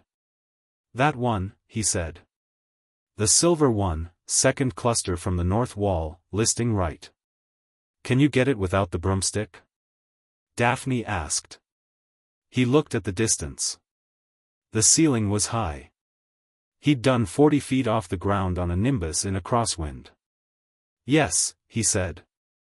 He went up, not flying, just a brace jump off a pile of discarded key debris that put him within reach and then the specific controlled catch he'd been practicing since October, and came down with the key in his hand and the rest of the swarm exploding outward in alarm. They went through the door before the swarm reformed. The chess room stopped them for approximately 60 seconds, which was how long it took Harry to look at the board and find the path that won without sacrificing any of the pieces he and Daphne had been assigned by the room's enchantment. It wasn't the elegant solution, the one where you gave up something important to force the endgame. It was slower and required the room's pieces to be redirected through 4 intermediate moves, but it worked, and at the end of it every piece Harry and Daphne needed was still standing. He was aware this was unusual. He was also aware that unusual was who he was, and there was no point in being modest about it when they were working against a possessed defense professor. The troll room, already unconscious, Quirrell's doing, which saved them a step and told them how close behind they were. The fire room, the logic puzzle with the potions, Hermione's favorite kind of trap. Harry read the verse, ran it twice in his head, identified the smallest bottle on the right as the forward passage and the rounded bottle nearest the right end for return. Hermione would have loved this room, Daphne said, reading the puzzle over his shoulder. Tell her about it later, Harry said, and drank the smallest bottle. The cold went through him like stepping into the lake in January, a clear burning cold that clarified everything rather than numbing it, and he stepped through the black fire. The last chamber was larger than it had any right to be underground. The mirror of Ariste stood at its center, and Quirrell stood in front of it. And Quirrell was talking to the mirror with the quality of someone conducting a negotiation, urgent, pressured, the voice of a man whose patience was expiring, which meant the thing behind Quirrell's voice was frustrated, and a frustrated Voldemort was an impatient one, and that was useful. Harry walked in. He didn't announce himself, he simply stepped into the room with the even, unhurried quality of someone arriving at a place he'd been moving toward for a while, and the sound of his footsteps on the stone was enough. Quirrell turned. The turban was already gone. Harry had half expected that, had been expecting it since October when Daphne said something old that doesn't belong on this side of a particular kind of magic, but the reality of it was still something to absorb, Quirinus Quirrell's face, and on the back of his head, framed by lank hair, another face. White as ash, red-eyed, compressed with the specific fury of something that had been reduced below its own dignity and had not forgotten a moment of it. Voldemort looked at Harry with eyes that had seen everything and survived everything and been diminished to parasitism on a nervous stuttering professor, and Harry looked back. "Harry Potter," Voldemort said. Quirrell's mouth moved, but the voice was the back of the head voice, deeper and more precise than anything Quirrell had ever managed. "You're earlier than expected." "Sorry to rush you," Harry said. Something in the red eyes moved. Not surprise exactly, Voldemort did not surprise easily, but a quality of recalibration. He'd expected fear, or at least the appropriate performance of courage through fear. He'd gotten something that read as neither. Daphne stopped 2 steps behind and slightly to Harry's right, which put her outside Quirrell's primary sight line but within range of anything that required a second wand. She said nothing. She didn't need to. 2 children, Voldemort said. Dumbledore sent 2 children. Dumbledore didn't send us, Harry said. This landed differently. Harry saw it register, the red eyes taking in the implication, running it, the slight change in Quirrell's posture as the thing controlling him processed this new variable. "Then you came of your own volition," Voldemort said, which is either considerably more impressive or considerably more foolish. "I'd argue for impressive," Harry said, "but we can disagree." "The stone," Voldemort said. Quirrell's head turned back to the mirror, the face on the back straining to see. "Step toward the mirror. Look into it." "Why would I do that?" Harry said. "Because the mirror gives the stone to the one who desires to find it but not use it," Voldemort said. The intelligence in the voice was undeniable, it was one of the most genuinely frightening things about him, Harry thought, that the intelligence was real and earned rather than performed. "You want to find it. You don't want to use it. The logic is perfect. Except," Harry said, "I'm not here for the stone. I'm here for you." Quirrell turned all the way around. Voldemort's face was fully visible now, and the fury in it was the specific fury of something that has been checkmated by an opponent it had discounted, a feeling Harry recognized distantly from chess games against people who'd underestimated him.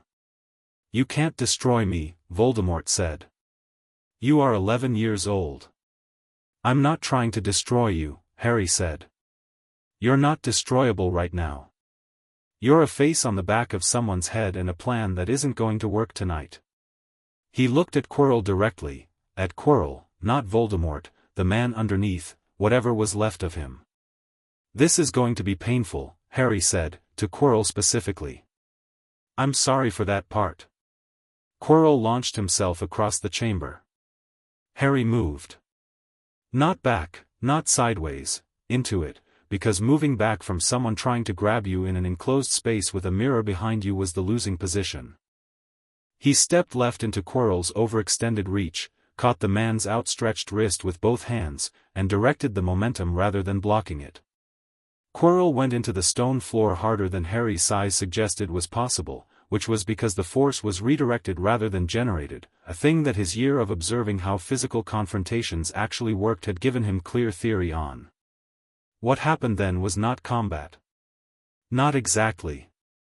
Harry held Quirrell's wrist, both hands, the physical contact complete and direct, and the thing that happened was immediate and total and had nothing to do with intent. It was the specific magical resonance of something that had left a mark on a child encountering the thing that had made the mark, and the reaction between them was violent in the way chemical reactions are violent, absolute, irresistible, burning.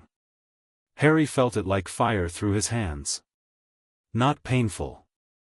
Or not only painful, more than painful, deeper than that, the sensation of something fundamental being engaged at a level well below skill or training. His scar burned. Quirrell screamed. He did not let go. He heard Daphne's voice behind him, sharp and immediate. "Harry, stay back," he said, and his voice was completely steady, which surprised him as much as anything. Quirrell screamed again and tried to throw him off with a violence that had nothing to do with human strength and everything to do with whatever Voldemort was doing to accelerate it from inside, and Harry took the impact against the stone floor and held on. The burning intensified. The mirror was throwing reflected light across the chamber in shifting angles. Voldemort's voice was making sounds that were not words, something beneath language, something that Harry heard in his scar rather than his ears. The face on the back of Quirrell's head opened its red eyes and looked directly at Harry from 6 inches away, and Harry looked back, and whatever passed between them in that moment was not something he would be able to fully describe afterward. Recognition, perhaps. 2 poles of the same history. The first moment and the echo of the first moment meeting in a school corridor under a Scottish castle, and only one of them capable of doing damage tonight. Quirrell's wrist crumbled under his hands. He let go.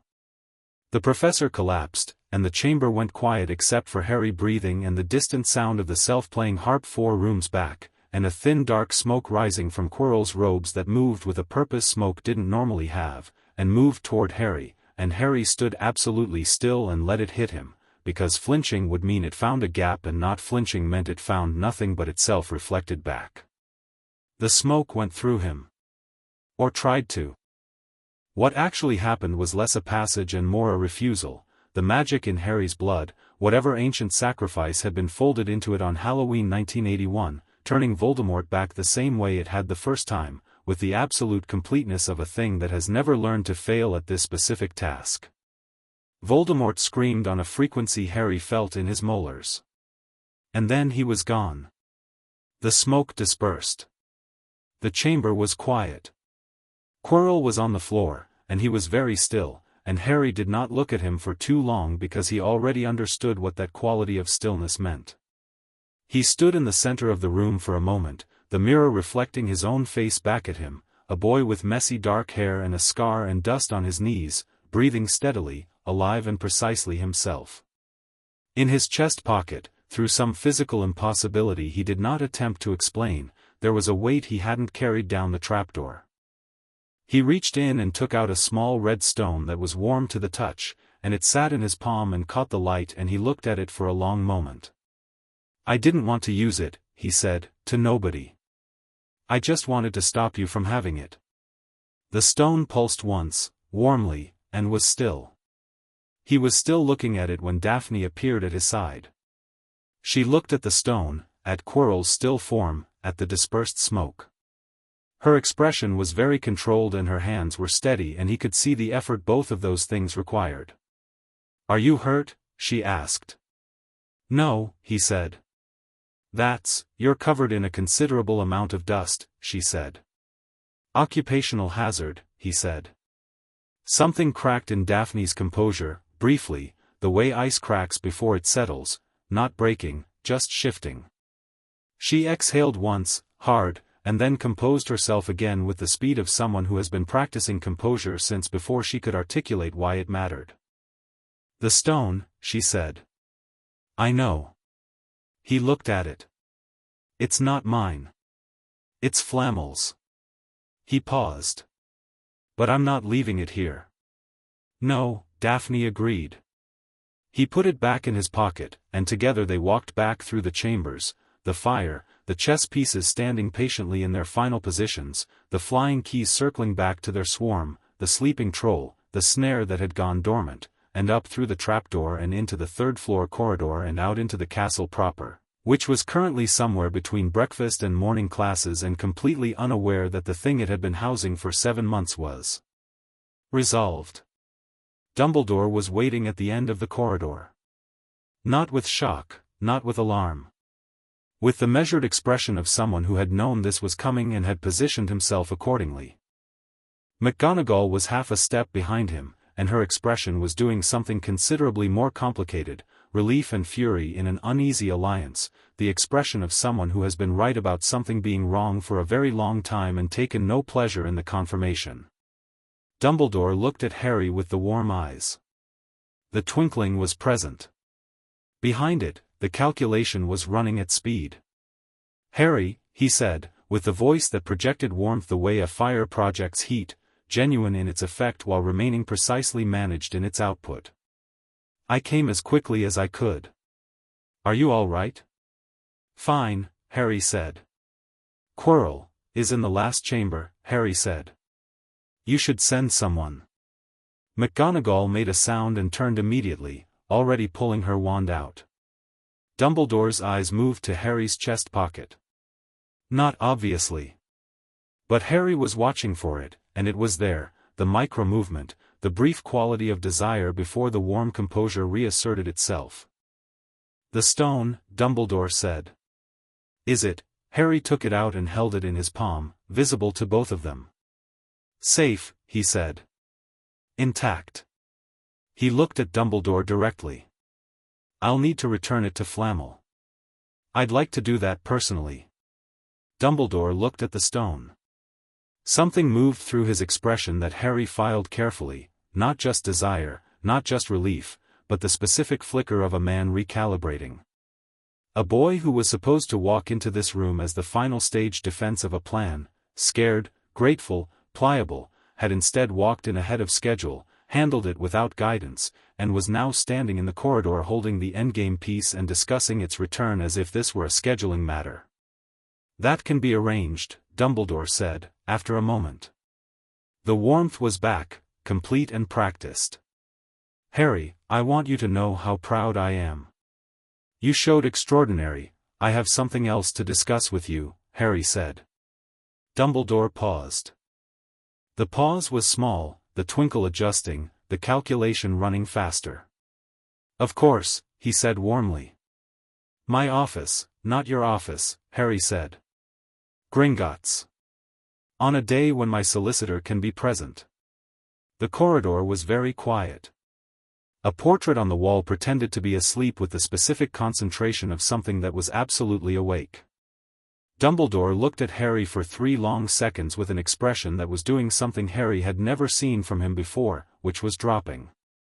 Not fully, not completely, there was still the warmth, still the performance, but behind it, now fully visible to Harry because he knew exactly where to look, was a man who had just encountered something that wasn't in his plan.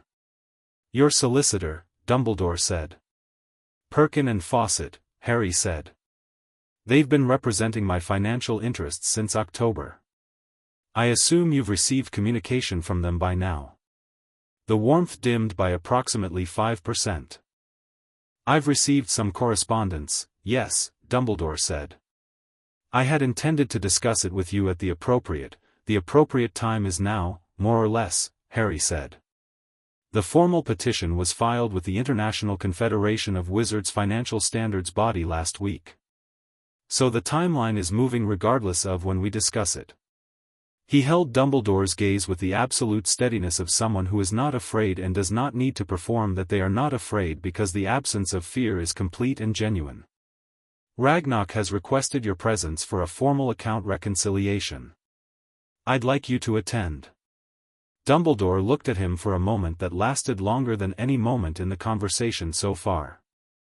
The warmth adjusted and finally settled into something that was less warmth and more acknowledgement, the expression of a man who has looked at a board and understood that the game has changed significantly without him having authorized the change. "I see," Dumbledore said. "I thought you might," Harry said. From behind Harry's left shoulder, Daphne Greengrass said nothing, because she didn't need to. Her presence said everything it needed to say. The hospital wing was Madame Pomfrey's domain, and she managed it with the authority of someone who has decided that all patients are her patients regardless of what they think about it. Harry was in a bed for 2 days, which Pomfrey insisted on, and he accepted because the burning from Quirrell's contact had left something in his hands that was not injury but was not nothing, a residual heat that she described as magical overstimulation and treated with such competence that he didn't interrogate the terminology. Hermione arrived at the hospital wing 6 minutes after the news reached the Gryffindor dormitory. She appeared in the doorway with 3 books, a notebook, and the expression of someone who has been running scenarios since she heard something happened and has not found one she's satisfied with. When she saw Harry sitting up in bed and Daphne in the chair beside him and both of them apparently intact, something in her face changed, a very specific relief, the relief of someone for whom the people in front of her have become non-negotiable. She put the books down on the side table without ceremony and sat on the edge of the bed and said, "Tell me everything." Harry told her everything.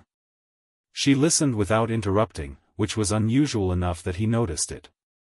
When he finished, she was quiet for a moment. "Then, you held on to him?" "Yes. You knew what would happen." "I had a theory." "Harry," she said, with the particular precision she used when she was saying something that mattered more than her usual precision.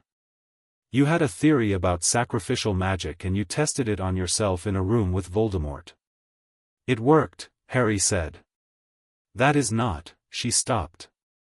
"Started again. That is not the point."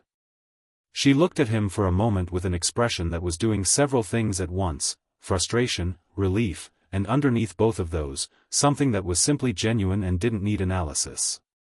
"You could have been wrong." "I wasn't." "But you could have been." "Hermione," Harry said. "I'm all right." She looked at him. Then she exhaled, once, a breath that had been held since she'd heard the word "something happened," and she opened her notebook, and that was the end of that conversation, which was also exactly the right ending for it. From the chair, Daphne said, "When you're finished processing, there's something you should know about the Dumbledore conversation in the corridor." Hermione flipped to a fresh page. "I'm finished processing," she said, which was not entirely true but was true enough to work from. Neville came that afternoon with his grandmother's permission, which Augusta Longbottom had apparently granted without complaint when Neville had said Harry was in the hospital wing. He arrived with shortbread biscuits that his grandmother had made, which said something about her more clearly than most words could, and sat on the chair at the foot of the bed and listened to the full account. When Harry finished, Neville said, Did Dumbledore look surprised? When you named the solicitors?" "No," Harry said. "Calculating." "My grandmother," Neville said slowly, "received a letter from Dumbledore yesterday. She hasn't told me what it said, but she showed me the envelope and then put it in the fireplace." He paused. "She put it in the fireplace without opening it. The room absorbed this." Augusta Longbottom, who faced down Death Eaters in 1979, Daphne said, received a letter from Albus Dumbledore and burned it without reading it. "Yes," Neville said. "He's making the rounds," Harry said. "Trying to get ahead of the filing." He thought for a moment. "How many of the 11 families has he contacted?" "That's what I was going to ask," Hermione said. She was already writing.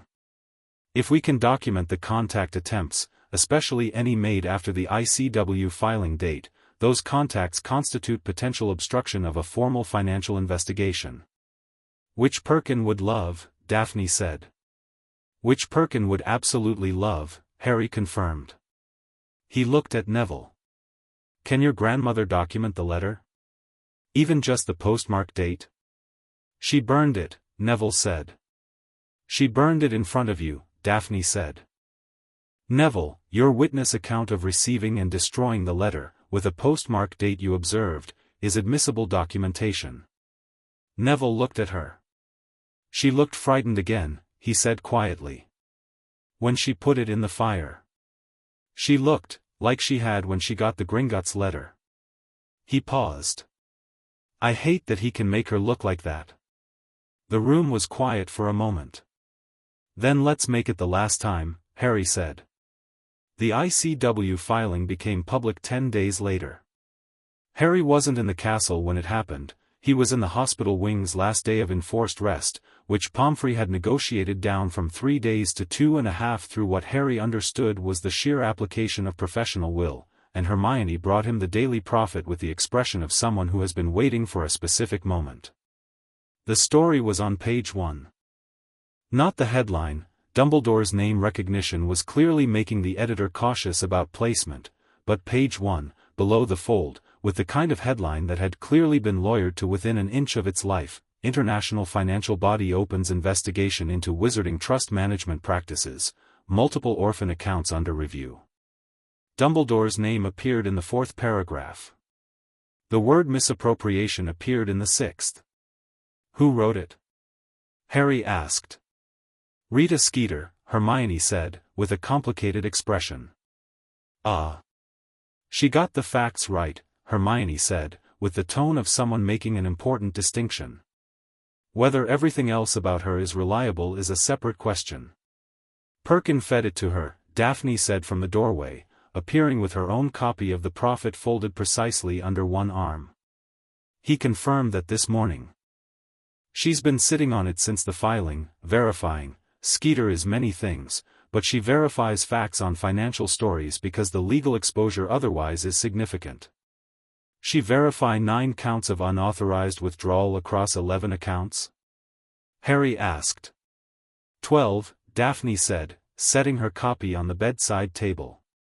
They found another account overnight. The compliance audit is still running.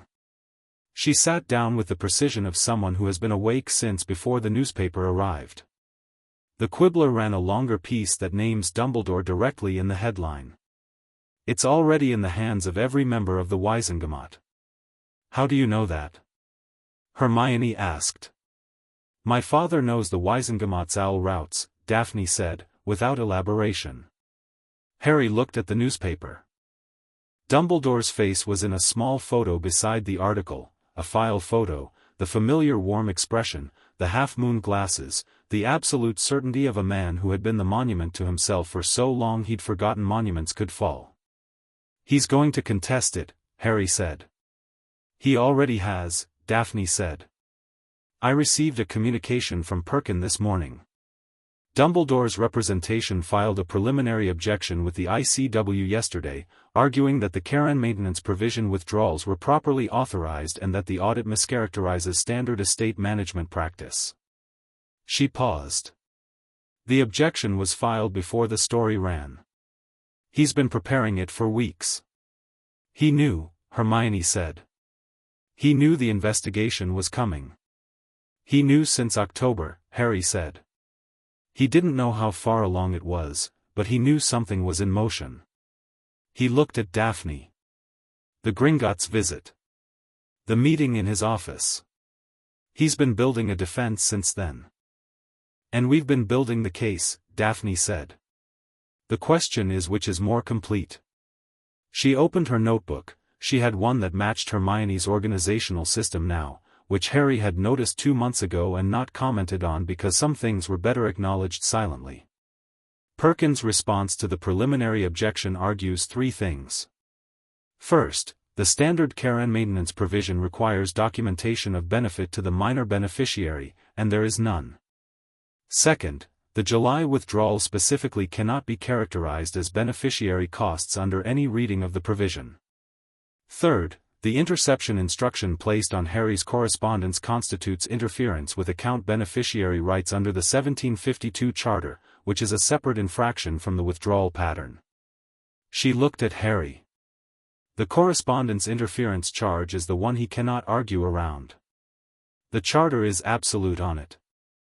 He placed a standing instruction to intercept your Gringotts communications. That is documented, dated, and registered in his name. That's what breaks it open, Hermione said, recognizing it immediately. That's what breaks it open, Daphne confirmed. Everything else he can argue is mischaracterized. The interception is simply what it is. Harry sat with this. Outside the hospital wing's high windows, the grounds were March green now, the lake flat and reflective, the sky the particular pale blue of Scottish spring that had become over 7 months one of his favorite sights. Hedwig was somewhere out there, white against the green, entirely unbothered by institutional upheaval. When does the ICW respond to his preliminary objection? Harry asked. 2 weeks, Daphne said. Perkin is optimistic. He said, his exact words were, the case is excellent and the opposition is exposed. He also said, Harry said, because he'd read the letter himself, that Dumbledore may attempt to resolve this quietly before the formal ICW hearing. A private settlement, Hermione said. She looked at Harry. Would you? No, Harry said. Neither of them looked surprised. There are 11 other accounts, Harry said. 10 other kids who didn't know this was happening. A private settlement would return my money and bury the pattern. He shook his head. The pattern needs to be on the record. Officially, publicly, irreversibly on the record. He paused. So that someone else with a care and maintenance provision and a convenient estate looks at it in 50 years and knows it's been done before and knows how it was stopped. Hermione was writing. Daphne was still, looking at Harry with the expression she used when something had confirmed something she'd suspected. Tell Perkin no settlement, Harry said. We go to the full hearing. The formal ICW hearing was scheduled for July, which was 2 months after term ended. Harry was notified of the date by Perkin's office in a letter that arrived on the same morning as his end-of-year exam results, which he'd managed at the top of his year in 6 out of 8 subjects and near the top in the other 2, because being involved in the most significant financial exposure in Wizarding Britain in 2 decades had not, as it turned out, prevented him from studying. His results letter was followed, within 20 minutes, by a second letter that he read very carefully and then carried to the library, where Hermione and Daphne were having what had become their standard end-of-term session, going through the year's accumulated notebooks, organizing, documenting, building the record of what had been learned and what was still moving. He set the second letter on the table between them. It was from Dumbledore. Short, 3 paragraphs. It acknowledged that certain financial irregularities may have occurred in the management of the Potter estate and expressed that these matters could be resolved through direct conversation between consenting parties. It suggested a meeting. It said, in its final paragraph, with the warmth still present but thinner now, like a coat worn in wrong weather, I hope you understand, Harry, that everything I have done has been in the interest of your welfare and the welfare of the wizarding world. I hope we can speak, man to man, and find a resolution that serves us both. Man to man. Harry was 11 years old. Hermione read the letter with her jaw set at the angle it went when she was very precisely angry. Man to man, she said.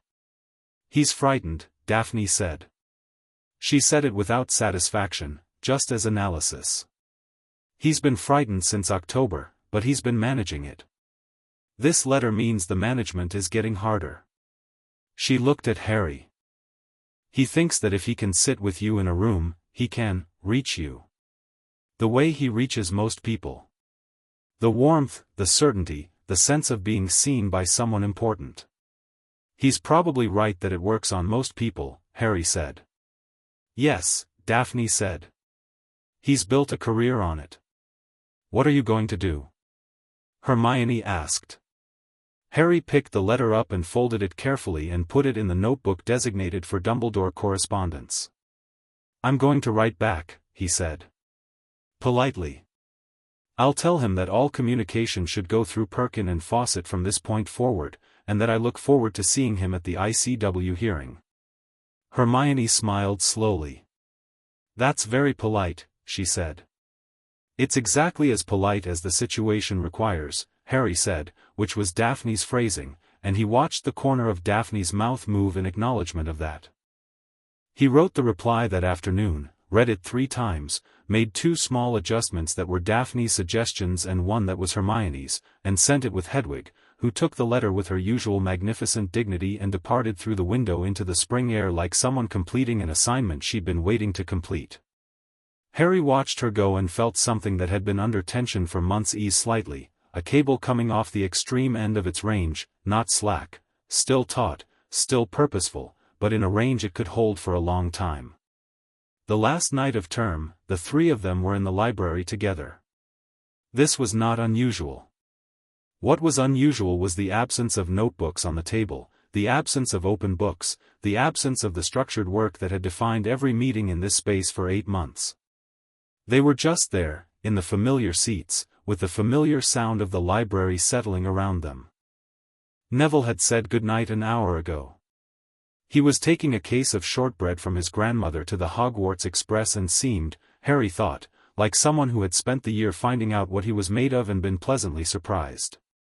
The war's shadow was still on him, it would be for a while, probably, Frank and Alice Longbottom still in St. Mungo's with no certain future, but it sat differently now. Less like something he carried alone. The hearing is in July, Hermione said, not to start a conversation but because the fact was real and needed naming. July, Harry confirmed. He'll have the best representation the wizarding world can provide, she said. His position is connected to everything. Half the families on the Wisengamot owe him something. Perkins' case is stronger than whatever they build, Daphne said. The correspondence interception is bulletproof. It doesn't matter how good his representation is. But the hearing it'll be significant, Hermione said. Very, Daphne agreed. And after it, Hermione stopped. She looked at the table for a moment, then at Harry. After it, whatever happens, things are different. The way people understand him is different. The way they understand who's making decisions is different. She paused. That scares some people. Even people who want the change. Does it scare you? Harry asked. Hermione thought about it properly, which was how she did everything. No, she said. I think it's necessary. And I think the people who deserve to run things should run them, and the people who've been pretending they deserve to run things need to find out the difference. She paused. I'm more frightened by the version where nothing changes. Good answer, Daphne said. Hermione looked at her. Was that a test? Everything is a test, Daphne said, without any edge to it. You pass most of them. Most of them, Hermione repeated. The ones you fail are interesting, Daphne said. That's how you know you're still learning. Harry looked at both of them across the library table. 2 girls who had been strangers on a train 8 months ago, one trained from birth to read systems and exploit them for survival, one trained from birth to trust systems and improve them for everyone, both of them finding out that the truth was somewhere that required both approaches and neither fully, and building between them something that was more durable than either would have made alone. He thought about the letter in the kitchen bin, still sealed, addressed to the cupboard under the stairs. The thing that had started all of it, a goblin algorithm running in the background of an institution, finding patterns, generating notices, sending one to a boy who didn't know he had an estate or a history or a name that mattered, and somehow the letter surviving being thrown away and ending up in his pocket and staying there until he walked onto a train and sat down across from a girl who knew what a Gringotts seal meant. The 1,000-galleon consequences of a piece of paper surviving a kitchen bin. What are you thinking about? Hermione asked. The audit notice, Harry said. The first one. Sitting in the bin at Privet Drive. If you hadn't found it, Hermione said. If I hadn't found it, or if I hadn't kept it, or if I hadn't been sitting in the same compartment as, he looked at Daphne. Daphne said, you would have found another way. Eventually. She looked at him with the directness that was her default and her honesty. You were always going to find out. The timing was incidental. Was it? Harry said. Daphne considered. Maybe not entirely, she admitted. The goblin audit system running in October was convenient. My father's solicitors having no Wisengamot connections was convenient. Hermione's habit of underlining passages of potential significance was, she glanced at Hermione, extremely convenient. I underline everything, Hermione said. I know, Daphne said. It's one of your better qualities. The library was quiet, and the castle was quiet around it, and outside the windows the grounds were soft in late spring dark. Somewhere a bird was making the specific sound that birds make near midnight in late May when they've confused the moonlight with early morning, a sound that was entirely wrong for the hour and entirely right for the feeling of sitting at the end of something large and knowing that it isn't finished but that the most uncertain part, the part where you weren't sure if you'd get to stand up and keep going, is. They would go home tomorrow. Hermione to her parents who kept track. Daphne to her family's manor and her father who had taken a case because it was significant and stayed because it was right. Harry to, not the Dursleys, because Perkin had arranged a letter to be sent to them with legal language that translated to the boys' financial affairs are now under formal institutional oversight and any failure to provide adequate housing and care will become part of a secondary inquiry, and the Dursleys, who understood consequences when delivered in formal language, had sent back a response that contained, for the first time in 10 years, something approaching accommodation. Hedwig would be there. That was enough. Second year, Harry said. Second year, Hermione confirmed. The investigation will be in motion, Daphne said. We'll have the hearing in July. We'll come back to this in September. Different than coming back to nothing, Harry said. Considerably, Daphne said. He looked at both of them. He thought about what Daphne had said on the train, the first day, the question of what Harry Potter actually wants is considerably more interesting. He thought about 8 months of finding out the answer, building it, really, choice by choice, action by action, the wanting taking shape as something more than a theory and proving itself real. Thank you, he said. Both of you. He stopped, because the word everything was too large and also exactly right and he couldn't improve on it. For this. The whole year. Hermione looked at the table. Then at him. The real smile, the unpretending one. We're not done, she said. No, he agreed. Good, Daphne said. She closed her notebook, which was the particular gesture of someone ending a chapter rather than a story. Then let's be efficient about the summer and come back ready. The train left on a Saturday morning and Harry stood at the window of their compartment, the three of them in the same car they'd shared in September, because some habits were also choices, and watched the castle until the curve of the track took it behind the hills. It was different, watching it go, from watching it appear. Going felt like a promise rather than an arrival. I'll be back. You know I'll be back. The Scottish hills rolled away. The air changed as they moved south, the particular magic of the grounds giving way to ordinary countryside, green and ordinary and fine. Harry had the window and Hedwig's weight on his shoulder, and to his left Hermione had a book open that she wasn't entirely reading, and across from them both Daphne was reviewing papers from Perkin's last communication with the focused efficiency of someone using travel time correctly. The ICW hearing was in July. The audit was still running. There were 12 accounts and an interception instruction and a formal petition and the name of Albus Dumbledore on a public compliance registry, and somewhere in Diagon Alley a solicitor named Aldous Perkin with 60 years of practice and the eyes of someone who enjoyed a genuine fight was building the most complete case the wizarding world's financial oversight body had received in living memory. And here were 3 11-year-olds on a train going south, going back to their separate summers, entirely unafraid. Harry looked at the hills and thought, the ledger is open, and it won't close until it's balanced.